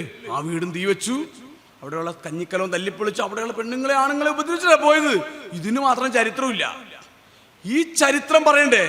അതുകൊണ്ട് ഈ പറയുന്ന നവോത്ഥാനങ്ങൾ മുഴുവൻ സവർണരുടേതാണെന്ന് പറയുന്ന ഒരു പ്രക്രിയയാണ് കഥാപുരുഷൻ എന്ന് പറയുന്ന അതിനകത്ത് പറയുന്നത്. പിന്നെ വിക്കി സംസാരിക്കുന്ന ഒരു കഥാപാത്രം, അതിനകത്ത് ഈ ഭൂപരിഷ്കരണം, ഭൂമിയെല്ലാം ആർക്ക് കൊടുക്കണം എന്നൊക്കെ പറഞ്ഞുകൊണ്ടുള്ള ചർച്ചകൾ, ഭൂപരിഷ്കരണത്തെക്കുറിച്ചുള്ള വലിയ ചർച്ച. ഭൂമി ആൾക്കാരെല്ലാം വാങ്ങിക്കൊണ്ട് പോയി, ഞങ്ങളുടേതായിരുന്നു ഭൂമി എന്ന് പറയുന്ന ഒരു നറേഷൻ. അങ്ങനെയാണോ? ഈ കേരളത്തിൻ്റെ ഭൂസ്വത്തെല്ലാം ഈ പറയുന്ന അവരുടെ കയ്യിലായിരുന്നു. ഭൂമിയെക്കുറിച്ച് പഠിക്കാത്തതുകൊണ്ടാണ് ഇവർ പറയുന്നതല്ല. അവർക്ക് അവരുടെ കയ്യിൽ അങ്ങനെ മൊത്തം ഭൂമിയൊന്നും അവരുടെ ഒന്നും ആയിരുന്നില്ല. ഭൂമി എന്ന് പറയുന്നത് ഇപ്പോൾ നമ്മളൊരു ചക്ക വെട്ടിപ്പിളരുന്ന പോലെ, ആ ചക്ക എല്ലാവരുടെയും കൂടിയാണ്. അതുകൊണ്ട് എനിക്കും ചെറിയ 2 തോളം തന്നു, മറ്റൊന്ന് വേറൊരു കഷ്ണം കൊടുത്തു, അതിൽ ഇച്ചിരി വലിയ കഷ്ണം കൊടുത്തു, ബാക്കി മുഴുവൻ അങ്ങ് എടുക്കുന്ന പരിപാടിയാണ് ഈ പറഞ്ഞ എഴുത്ത്. പട്ടയം ഉണ്ടാക്കിയതേ, അല്ലാതെ അതിന് മുമ്പ് ഈ മുഴുവൻ ഭൂമി അവരുടെ പേരിൽ പട്ടയമായിരുന്നോ? ആണോ? അല്ലെന്നാണ് ഭൂമിശ. അപ്പോൾ ഈ ഞങ്ങളുടെ കയ്യിലിരുന്ന എല്ലാം കൂടി ആൾക്കാർ കൊണ്ടുപോയി എന്ന് പറയുന്നൊരു നറേഷനുണ്ട്. സത്യത്തിൽ അങ്ങനെയല്ല നിലനിന്നു. ഈ ഭൂമിയൊക്കെ എവിടെയാണ് കിടന്നത് പോലും ഇവർക്കറിയില്ല. അവിടെ ആരൊക്കെ കൃഷി ചെയ്തൊന്നും അറിയില്ല. അവരുടെ വീട്ടിലേക്ക് ചില സാധനങ്ങൾ വരുന്നുണ്ടെന്നല്ലാതെ ഇത് ആളുകളുടെ സങ്കല്പം അവരുടെയാണ്. മനസ്സിലായോ? ഈ ഞാൻ കൃഷി ചെയ്യുന്ന ഭൂമി അവരുടെയാണ്, ഇവിടുത്തെ ഈ പുലേൻ്റെ ഒരു സങ്കല്പം മാത്രം. അല്ലാണ്ട് അതിനകത്ത് പ്രത്യേകിച്ച് ഗവൺമെൻറ്റായ രേഖകളൊന്നും ഉണ്ടായിരുന്നില്ല. അവരുടെയാണ്. ഓക്കെ, ശരി, നമ്മളങ്ങനെ വിചാരിക്കുക. ഈ പ്രക്രിയ അപ്പോൾ ഞങ്ങളുടേതെല്ലാം നഷ്ടപ്പെട്ടു, നിങ്ങളെല്ലാവരും വാങ്ങിയെടുത്തു എന്ന് പറയുന്ന ഒരു നറേഷനാണ് കഥാപുരുഷൻ എന്ന് പറയുന്ന സിനിമയിലുള്ള. അത് വിപ്ലവത്തിൽ നിന്നുള്ള ഒരു പിന്തിരിപ്പൻ സിനിമയായിട്ട് നമുക്ക് അതിനെ കാണാൻ കഴിയും. അത് നിങ്ങൾ വിധേയൻ കണ്ടിട്ടുണ്ടാവും. വിധേയൻ നിങ്ങൾ സക്കറിയയുടെ ഭാസ്കര പട്ടേലിലും എൻ്റെ ജീവിതം എന്ന് പറയുന്ന നോവലിനെ ആണ് സിനിമയാക്കിയത്. ആ സിനിമ ഒരു പക്ഷേ നമുക്ക് കീഴാളമായ ചില പ്രശ്നങ്ങൾ അക്കാലത്ത് ചർച്ച ചെയ്യാൻ ഇടവരുത്തിയിട്ടുണ്ട്, അതിനകത്ത് യാതൊരു സംശയവുമില്ല. പക്ഷേ ചില കഥകൾ ചില കാര്യങ്ങളെ സ്ഥാപിച്ചു കൊടുക്കുന്നുണ്ട്. പരശുരാമൻ മഴ പറഞ്ഞാണല്ലോ കേരളം ഉണ്ടാക്കിയത്, അല്ലെന്ന് എല്ലാവർക്കും അറിയാം. പക്ഷെ ആണല്ലോ എന്ന് 2 പ്രാവശ്യം പറയുമ്പോൾ അങ്ങനെ ആയി. മനസ്സിലായോ? പരശുരാമൻ മഴ പറഞ്ഞ ഭൂമി ഉണ്ടാക്കിയിട്ടില്ലല്ലോ. ആണല്ലോ എന്ന് പറയുമ്പോൾ ആണിരിക്കും അല്ലേ? അല്ലെങ്കിൽ നിങ്ങൾ വീടൊക്കെ വെക്കുമ്പോഴേ, വീട് വെക്കാൻ വേണ്ടി നിങ്ങൾ മറ്റേ കുറ്റി അടിക്കുമ്പോൾ രാവണശാപമുണ്ട്, ഇത് പരശുരാമൻ്റെ ഭൂമിയാണല്ലോ, അതുകൊണ്ട് നിങ്ങൾ അവിടെ പോയിട്ട് ഒരു അതങ്ങ് നടത്തുക. സർപ്പത്തിൻ്റെ ശാപമുണ്ട്, അവിടെ പോയിട്ട് കൊടുക്കുക. ഇങ്ങനെ പറയുമ്പോൾ നമ്മളങ്ങ് നമ്മുടെ തലയിൽ വെക്കുകയാണ്. എന്ന പോലെ എല്ലാ കാലത്തും വിധേയത്വം തന്നെയാണോ ദളിതർ അനുഭവിച്ചത് എന്ന് ചോദിച്ചാൽ അങ്ങനെയൊന്നല്ല. നിങ്ങൾ അയ്യങ്കാളിയുടെ കാലം, ആശാന്റെ പോലും പ്രശ്നമുണ്ട് അതിനകത്ത്. ആശാൻ പുല്ലും അവർക്ക് വഴിവഴങ്ങ എന്ന് പറയുന്നുണ്ട്. അതായത് ആശാൻ ദുരവസ്ഥ എന്ന് പറയുന്ന കൃതി എഴുതുമ്പോൾ ആശാന്റെ ഓപ്പോസിറ്റ് അവിടെ അയ്യങ്കാളി ഇരിപ്പുണ്ടല്ലോ, ഇല്ലേ? ശ്രീമൂലം പ്രജാസഭയിൽ ആശാൻ കുമാരനാശൻ മെമ്പറായിരുന്നു. അതിന്റെ ഓപ്പോസിറ്റ് അയ്യങ്കാളി അവിടെ ഇരിപ്പില്ലേ? വൈകലപ്പച്ചൻ അവിടെ ഇരിപ്പില്ലേ? കണ്ടങ്കുമരൻ ഇരിപ്പില്ലേ? എഴുതിയോ? ആശാൻ എഴുതിയോ? ആശാൻ പുല്ലും അവർക്ക് വഴിവഴങ്ങാന്നാണ് എഴുതിയത്. അല്ലെങ്കിൽ പുലയച്ചാളയിലുള്ള പ്രശ്നങ്ങളെ കുറിച്ചാണ് എഴുതിയത്. പക്ഷേ ദളിതർക്ക് അവരുടേതായൊരു വേറൊരു ലോകമുണ്ട്. പക്ഷെ എല്ലാത്തിനെയും ഇങ്ങനെ കഥകളിൽ കെട്ടി സ്ഥാപനവൽക്കരിച്ചു കൊടുക്കുന്ന ഒരു പ്രക്രിയയുണ്ട്. കീഴാളന്റെ പെണ്ണിനെ ഞങ്ങൾ ഉപയോഗിച്ചിട്ടുണ്ട്, മനസ്സിലായോ? ഈ കഥ അങ്ങനെ ഒരു കുഴപ്പം കൂടി ചെയ്യുന്നുണ്ട്. കീഴാളന്റെ പെണ്ണെന്ന് പറഞ്ഞാൽ ഞങ്ങളുടെ വരുതിയിൽ നിന്നതാണ് എന്ന് പറയുന്ന ഒരു കാര്യത്തെ ഈ കാലം കെട്ട കാലത്ത് സ്ഥാപിക്കാൻ വിധേയൻ എന്ന് പറയുന്ന സിനിമയ്ക്ക് കഴിഞ്ഞത് നമുക്ക് മനസ്സിലാവുന്നുണ്ട്. മറ്റൊന്ന്, നമ്മൾ ഈ പറയുന്ന ഞാൻ ആദ്യം സൂചിപ്പിച്ച മതിലുകളിലേക്ക് എത്തുമ്പോൾ, മതിലുകൾ എന്ന് പറയുന്ന ആ വേഗതയുള്ള ആ ഒരു കഥയെ നിശബ്ദമാക്കി വെക്കുന്നതിന് ഈ മതിലുകൾ എന്ന സിനിമയ്ക്ക് കഴിഞ്ഞിട്ടുണ്ട്. ഇങ്ങനെ അദ്ദേഹത്തിന് ഞാൻ ആദ്യം പറഞ്ഞ പോലെ ഇതെല്ലാം കഴിഞ്ഞ് പിന്നെയും എന്ന് പറയുന്ന ഒരു സിനിമയിലേക്ക് എത്തുമ്പോൾ, അപ്പോൾ ഞാനിത് പറയാനുള്ള കാരണം, നിങ്ങൾ സിനിമ പഠിക്കണം. ഞാൻ സിനിമയുടെ തലതൊട്ടപ്പനാണെന്ന് അടൂർ ഗോപാലകൃഷ്ണൻ പറയുമ്പോൾ, അടൂർ ഗോപാലകൃഷ്ണൻ്റെതായിട്ട് ആളുകൾ പറഞ്ഞുണ്ടാക്കിയതല്ലാതെ എന്താണ് സിനിമാ ലോകത്ത് നമ്മൾ ഈ പറയുന്ന ഇത്രയും ഒട്ടും മോശം അല്ല, അയാൾ വലിയ മോശക്കാരൻ സിനിമാക്കാരനെന്നല്ല, ഇത്രയും വലിയ ഒരു വിഗ്രഹം എന്ന നിലയ്ക്ക് നിർമ്മിച്ചു വെച്ച എന്താണ് അടൂർ ഗോപാലകൃഷ്ണൻ നമ്മളോട് നമുക്ക് തന്നിട്ടുള്ളതെന്ന് ചോദ്യം നമ്മൾ ചോദിക്കേണ്ടതുണ്ട്. അല്ലെങ്കിൽ ഇപ്പോൾ ഞാനിപ്പോൾ സംസാരിച്ചുകൊണ്ടിരിക്കുക, നിങ്ങൾക്ക് ധൈര്യമായിട്ട് എന്നോട് ചോദിക്കാം, സാർ നിങ്ങൾ പറഞ്ഞത് തെറ്റാണ്, ധൈര്യം ഇപ്പോഴും നിങ്ങൾ എന്നോട് ചോദിച്ചാൽ ഞാൻ എനിക്കറിയാമെന്ന് പറയാല്ലേ, എനിക്ക് അറിയാൻ പാടുള്ളത് പറയും. ഞാൻ സംസാരിക്കുമ്പോൾ ആരാണ് എഴുന്നേറ്റ് ചോദിക്കുന്നത്? ആരാണ് ഈ അഹം ഒരു സവർണ അഹമാണ്. ഞാൻ സംസാരിക്കുമ്പോൾ എന്തിനാണ് അവർ എഴുന്നേറ്റ് ചോദിച്ചത്? എന്താ ചോദിക്കാൻ പാടുള്ളത്? നിങ്ങൾക്ക് ഞാൻ കഴിഞ്ഞ ദിവസം ആലുവയിലൊരു മീറ്റിംഗ് സംസാരിച്ചു, കേസസ് സമ്മേളനം. കുറേ പേര് എഴുന്നേറ്റ് ഭൂപരിഷ്കൃത ദളിതർക്ക് ഭൂമി കിട്ടില്ല എന്ന് പറയുമ്പോൾ എന്നോട് ഒരു സുഹൃത്ത് അവിടെ ചാടി എഴുതി. അപ്പോൾ ചാത്തൻ മാസ്റ്റർ എന്ത് ചെയ്യുക, ചോദിക്കാൻ ആളില്ല എന്ന് പറഞ്ഞപ്പോൾ ചാത്തൻ മാസ്റ്റർ എന്ത് ചെയ്യായിരുന്നു? ചാടി എഴുന്നേറ്റ് ചോദിച്ചു. എനിക്കറിയാവുന്ന മറുപടിയൊക്കെ പറഞ്ഞു. ഇപ്പോൾ ഞാൻ എന്നോട് ചോദിക്കാതെ നിങ്ങളവിടെ ഇരിക്കാൻ എനിക്ക് പറയേണ്ട കാര്യമില്ലല്ലോ. ഞാൻ ചില കാര്യങ്ങൾ പറഞ്ഞു, അവർക്ക് അതിന് വിയോജിപ്പുണ്ട്, അവർ ചാടി എഴുന്നേറ്റ് ചോദിച്ചു. എനിക്കൊന്നും തോന്നിയില്ല. ഞാൻ പ്രസംഗിക്കുമ്പോൾ നിങ്ങൾക്ക് ചോദിക്കാൻ പാടില്ല എന്ന് ഞാൻ വിചാരിക്കുന്നത് പച്ചയായ ജാതീയതയും സവർണതയും തന്നെയാണ്. മനുഷ്യന്മാരെല്ലാം കേട്ടിരിക്കുന്നവരെല്ലാം മണ്ടന്മാരാണെന്നല്ലോ, അല്ലെങ്കിൽ അവരെല്ലാം എൻ്റെ പ്രജകളല്ലല്ലോ, കേട്ടിരിക്കുന്നവരെല്ലാം പ്രജകളല്ല. എന്നേക്കാൾ വിവരമുള്ള മനുഷ്യന്മാരും ഒരുപാട് ഇടപെടൽ നടത്തിയ മനുഷ്യന്മാരും ഒക്കെ തന്നെയാണ് കേട്ടിരിക്കുന്നത്. നമ്മളെക്കാൾ കൂടുതൽ കാര്യങ്ങൾ അറിയുന്നവരാണ്. അവർ ചോദ്യം ചെയ്യും. IFFKയിൽ കയറി സിനിമ കാണുന്നത് ചാല മാർക്കറ്റിലെ ആൾക്കാരാണ്. എന്താ മാർക്കറ്റിലെ ആൾക്കാർക്ക് എന്താ സിനിമ കാണാൻ പാടില്ലേ? ചാല മാർക്കറ്റിലെ ആൾക്കാർ സിനിമ കണ്ട എന്താ കുഴപ്പം? മാർക്കറ്റിൽ നിന്ന് ആൾക്കാർ വന്നതാണ് സിനിമ കണ്ട്, എന്താ കുഴപ്പം? അത് അവർ സെക്സ് കാണാനാണ് IFFK കയറുന്നതെന്ന് പറഞ്ഞു. ഇതെല്ലാം കൂടി കൂട്ടി വായിക്കണം. അല്ലെങ്കിൽ ഡെലിഗേറ്റ്സ് അല്ല സിനിമ കാണുന്ന, അവരുടെ ഡ്രൈവർമാരാണ് സിനിമ കാണുന്നതെന്ന് പറഞ്ഞു. എന്താണ് ഡ്രൈവർമാരെന്താ മോശക്കാരാണ്? ഡ്രൈവർമാർ സിനിമ കണ്ട കുഴപ്പമുണ്ടോ? ഡ്രൈവർമാരെന്താ വലിയ കുഴപ്പം ചെയ്യുന്നവരാണോ? അല്ലെങ്കിൽ ഡ്രൈവർ ആയിരിക്കുന്ന ആൾക്കാർക്ക് ഒരു വിവരമില്ലെന്നാണ് ഇവർ വിചാരിക്കുന്നത്. അപ്പോൾ അടൂർ ഗോപാലകൃഷ്ണൻ പറഞ്ഞ ആ വാക്യം നമ്മളെല്ലാവരും വിചാരിക്കുന്ന പോലെ അത്ര നിഷ്കളങ്കമല്ല. അതായത് സ്ത്രീകളും ദളിതരും പഠിച്ചിട്ട് സിനിമ ചെയ്ത് എന്നിട്ട് പൈസ കൊടുത്താൽ മതി എന്ന് പറയുന്ന അത്ര നിഷ്കളങ്കമായ വാചകമല്ല. ഞാൻ പറഞ്ഞ് അവസാനിപ്പിക്കുക. ഞാൻ FB-യിൽ ഈ വിഷയത്തെ എഴുതിയ ഒരു കാര്യം പറഞ്ഞ് അവസാനിപ്പിക്കുക. ഞാൻ ഒരു ദിവസം നാട്ടിൽ പോയി. എൻ്റെ നാട്ടിലൊരു മരണത്തിന് പോയി. ഞാനത് എഴുതിയാണ്, വായിച്ചവരുണ്ടാവും. അപ്പോൾ ഞാൻ എൻ്റെ നാട്ടിൽ ചെന്നപ്പോൾ എൻ്റെ അനിയൻ്റെ കൂട്ടുകാരൻ്റെ അവൻ്റെ ഒരു 5-6 വയസ്സ് എന്നൊക്കെ ഉള്ളത്. എന്നെ ഇപ്പോൾ സാറേന്ന് വിളിച്ചാൽ എനിക്കൊന്നുമില്ല, ചേട്ടാ വിളിച്ചാൽ ഒന്നുമില്ല. പക്ഷേ അവൻ എന്നെ കണ്ടപ്പോൾ തന്നെ എടാ വാസു നീ എവിടെയായിരുന്നു, എപ്പോഴും നിനക്ക് എവിടെ ജോലി, എന്താണ് പരിപാടി എന്നൊക്കെ കുറേ ഒരു 5-6 ഇട വിളിച്ചു. എനിക്ക് പ്രത്യേകിച്ചും തോന്നിയില്ല. പക്ഷെ അവൻ്റെ തന്നെ ജാതിയിൽപ്പെട്ട വേറൊരു ക്ലർക്കൽ സ്റ്റാഫ് വന്നപ്പോൾ പെട്ടെന്ന് ചേട്ടൻ എവിടെയാണ് ജോലി ചെയ്യുന്നത്, ചേട്ടൻ എന്ന് പോവും, ചേട്ടനെപ്പോവും, ഒരു 5-6 ചേട്ടാ വിളിച്ചു. ഇതിൽ പ്രവർത്തിച്ചത് ജാതിയാണെന്ന് എനിക്ക് സംശയമില്ല. നിങ്ങൾക്ക് സംശയം ഉണ്ടായിക്കോട്ടെ, എനിക്ക് അതെന്നെ ബാധിക്കുന്ന കാര്യമല്ല. കാരണം ആ നാട്ടിൽ ജീവിച്ച് കഴിഞ്ഞ കുറേ പതിറ്റാണ്ടുകളിലൂടെ എനിക്കറിയാം അവൻ്റെ മൈൻഡ് എന്താന്ന്. എന്ന പോലെ അടൂർ ഗോപാലകൃഷ്ണൻ്റെ സിനിമകളും അടൂർ ഗോപാലകൃഷ്ണൻ്റെ പ്രവൃത്തിയും അദ്ദേഹത്തിൻ്റെ വാചകങ്ങളും എല്ലാം കൂടി കൂട്ടി വായിച്ചാൽ ട്രെയിനിങ് കൊടുക്കണമെന്ന് മാത്രമല്ല അദ്ദേഹം പറഞ്ഞത്, അതിൽ നമ്മൾ ഈ പറയുന്ന സവർണ പുരുഷൻ സൂക്ഷിക്കുന്ന സ്ത്രീ വിരുദ്ധതയും ദളിത് വിരുദ്ധതയും ഉണ്ട്. ഈ സ്ത്രീ വിരുദ്ധതയും ദളിത് വിരുദ്ധതയും ആ വാക്കിൽ മാത്രമുള്ളതല്ല, അദ്ദേഹത്തിൻ്റെ മുഴുവൻ സിനിമകളുടെയും ആകത്തുക ദളിത് വിരുദ്ധതയും സ്ത്രീ വിരുദ്ധതയുമാണ്. പക്ഷെ ഇത് പറയാനുള്ള സിനിമാ നിരൂപകർ കേരളത്തിലില്ല. എല്ലാവരും ഭയങ്കര വാഴ്ത്തുപാട്ടുകാരാണ് അല്ലേ? നിങ്ങൾ ഈ ഏഷ്യാനെറ്റിൻ്റെയോ അല്ലെ അവാർഡ്, സർക്കാരിൻ്റെയൊക്കെ അവാർഡ് ചടങ്ങിൻ്റെ വീഡിയോ ഒന്ന് വെറുതെ നോക്കുക. പഴയ തിരുവിതാംകൂറിലെ പൊതു മണ്ഡലമാണത്.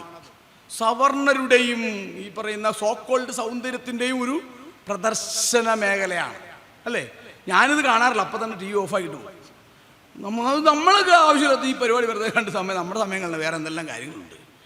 നമ്മളാണ്ട് അവരുടെ ചില ഗോസിപ്പുകളോ അതങ്ങനെ അങ്ങോട്ടും ഇങ്ങോട്ടും മറ്റേ ചില പഴയ കാവ്യങ്ങളിൽ പറയുന്ന പോലെ കാമുകൻ അങ്ങോട്ട് പുകഴ്ത്തുന്നു, കാമുകി ഇങ്ങോട്ട് പുകഴ്ത്തുന്നു, ഈ സ്വർഗമാണെന്ന് പറയുന്നു. നമുക്ക് സ്വർഗമൊന്നുമല്ല. അപ്പം അതുകൊണ്ട് ഈ സിനിമ എന്ന് പറയുന്ന ഈ തികച്ചും വരേണ്യമായ ഈ ലോകത്തെ നമ്മൾ നവീകരിക്കണം. അതിന് ആദ്യം തന്നെ കളയേണ്ടത് ഇത്തരം ഈ അടൂർ ഗോപാലകൃഷ്ണൻ്റെ പോലുള്ള സിനിമയുടെ വാഴ്ത്തുകളാണ്. തറവാടൊക്കെ ഇതൊന്നും വലിയ കാര്യമൊന്നും അല്ലെന്നേ. തറവാടൊക്കെ പൊളിച്ച് കളയാ ഒരു കുഴപ്പമില്ല. നല്ല വീട് വയ്ക്കുക, നല്ല കോൺക്രീറ്റ് കൊണ്ട് വീട് വയ്ക്കുക. ഓടിൻ്റെ അതൊക്കെ എൻ്റെ കാലം കഴിഞ്ഞു, വൈക്കോലൊന്നും വേണ്ട അല്ലേ? ഒരു കാര്യമില്ല. അതൊക്കെ കളഞ്ഞു.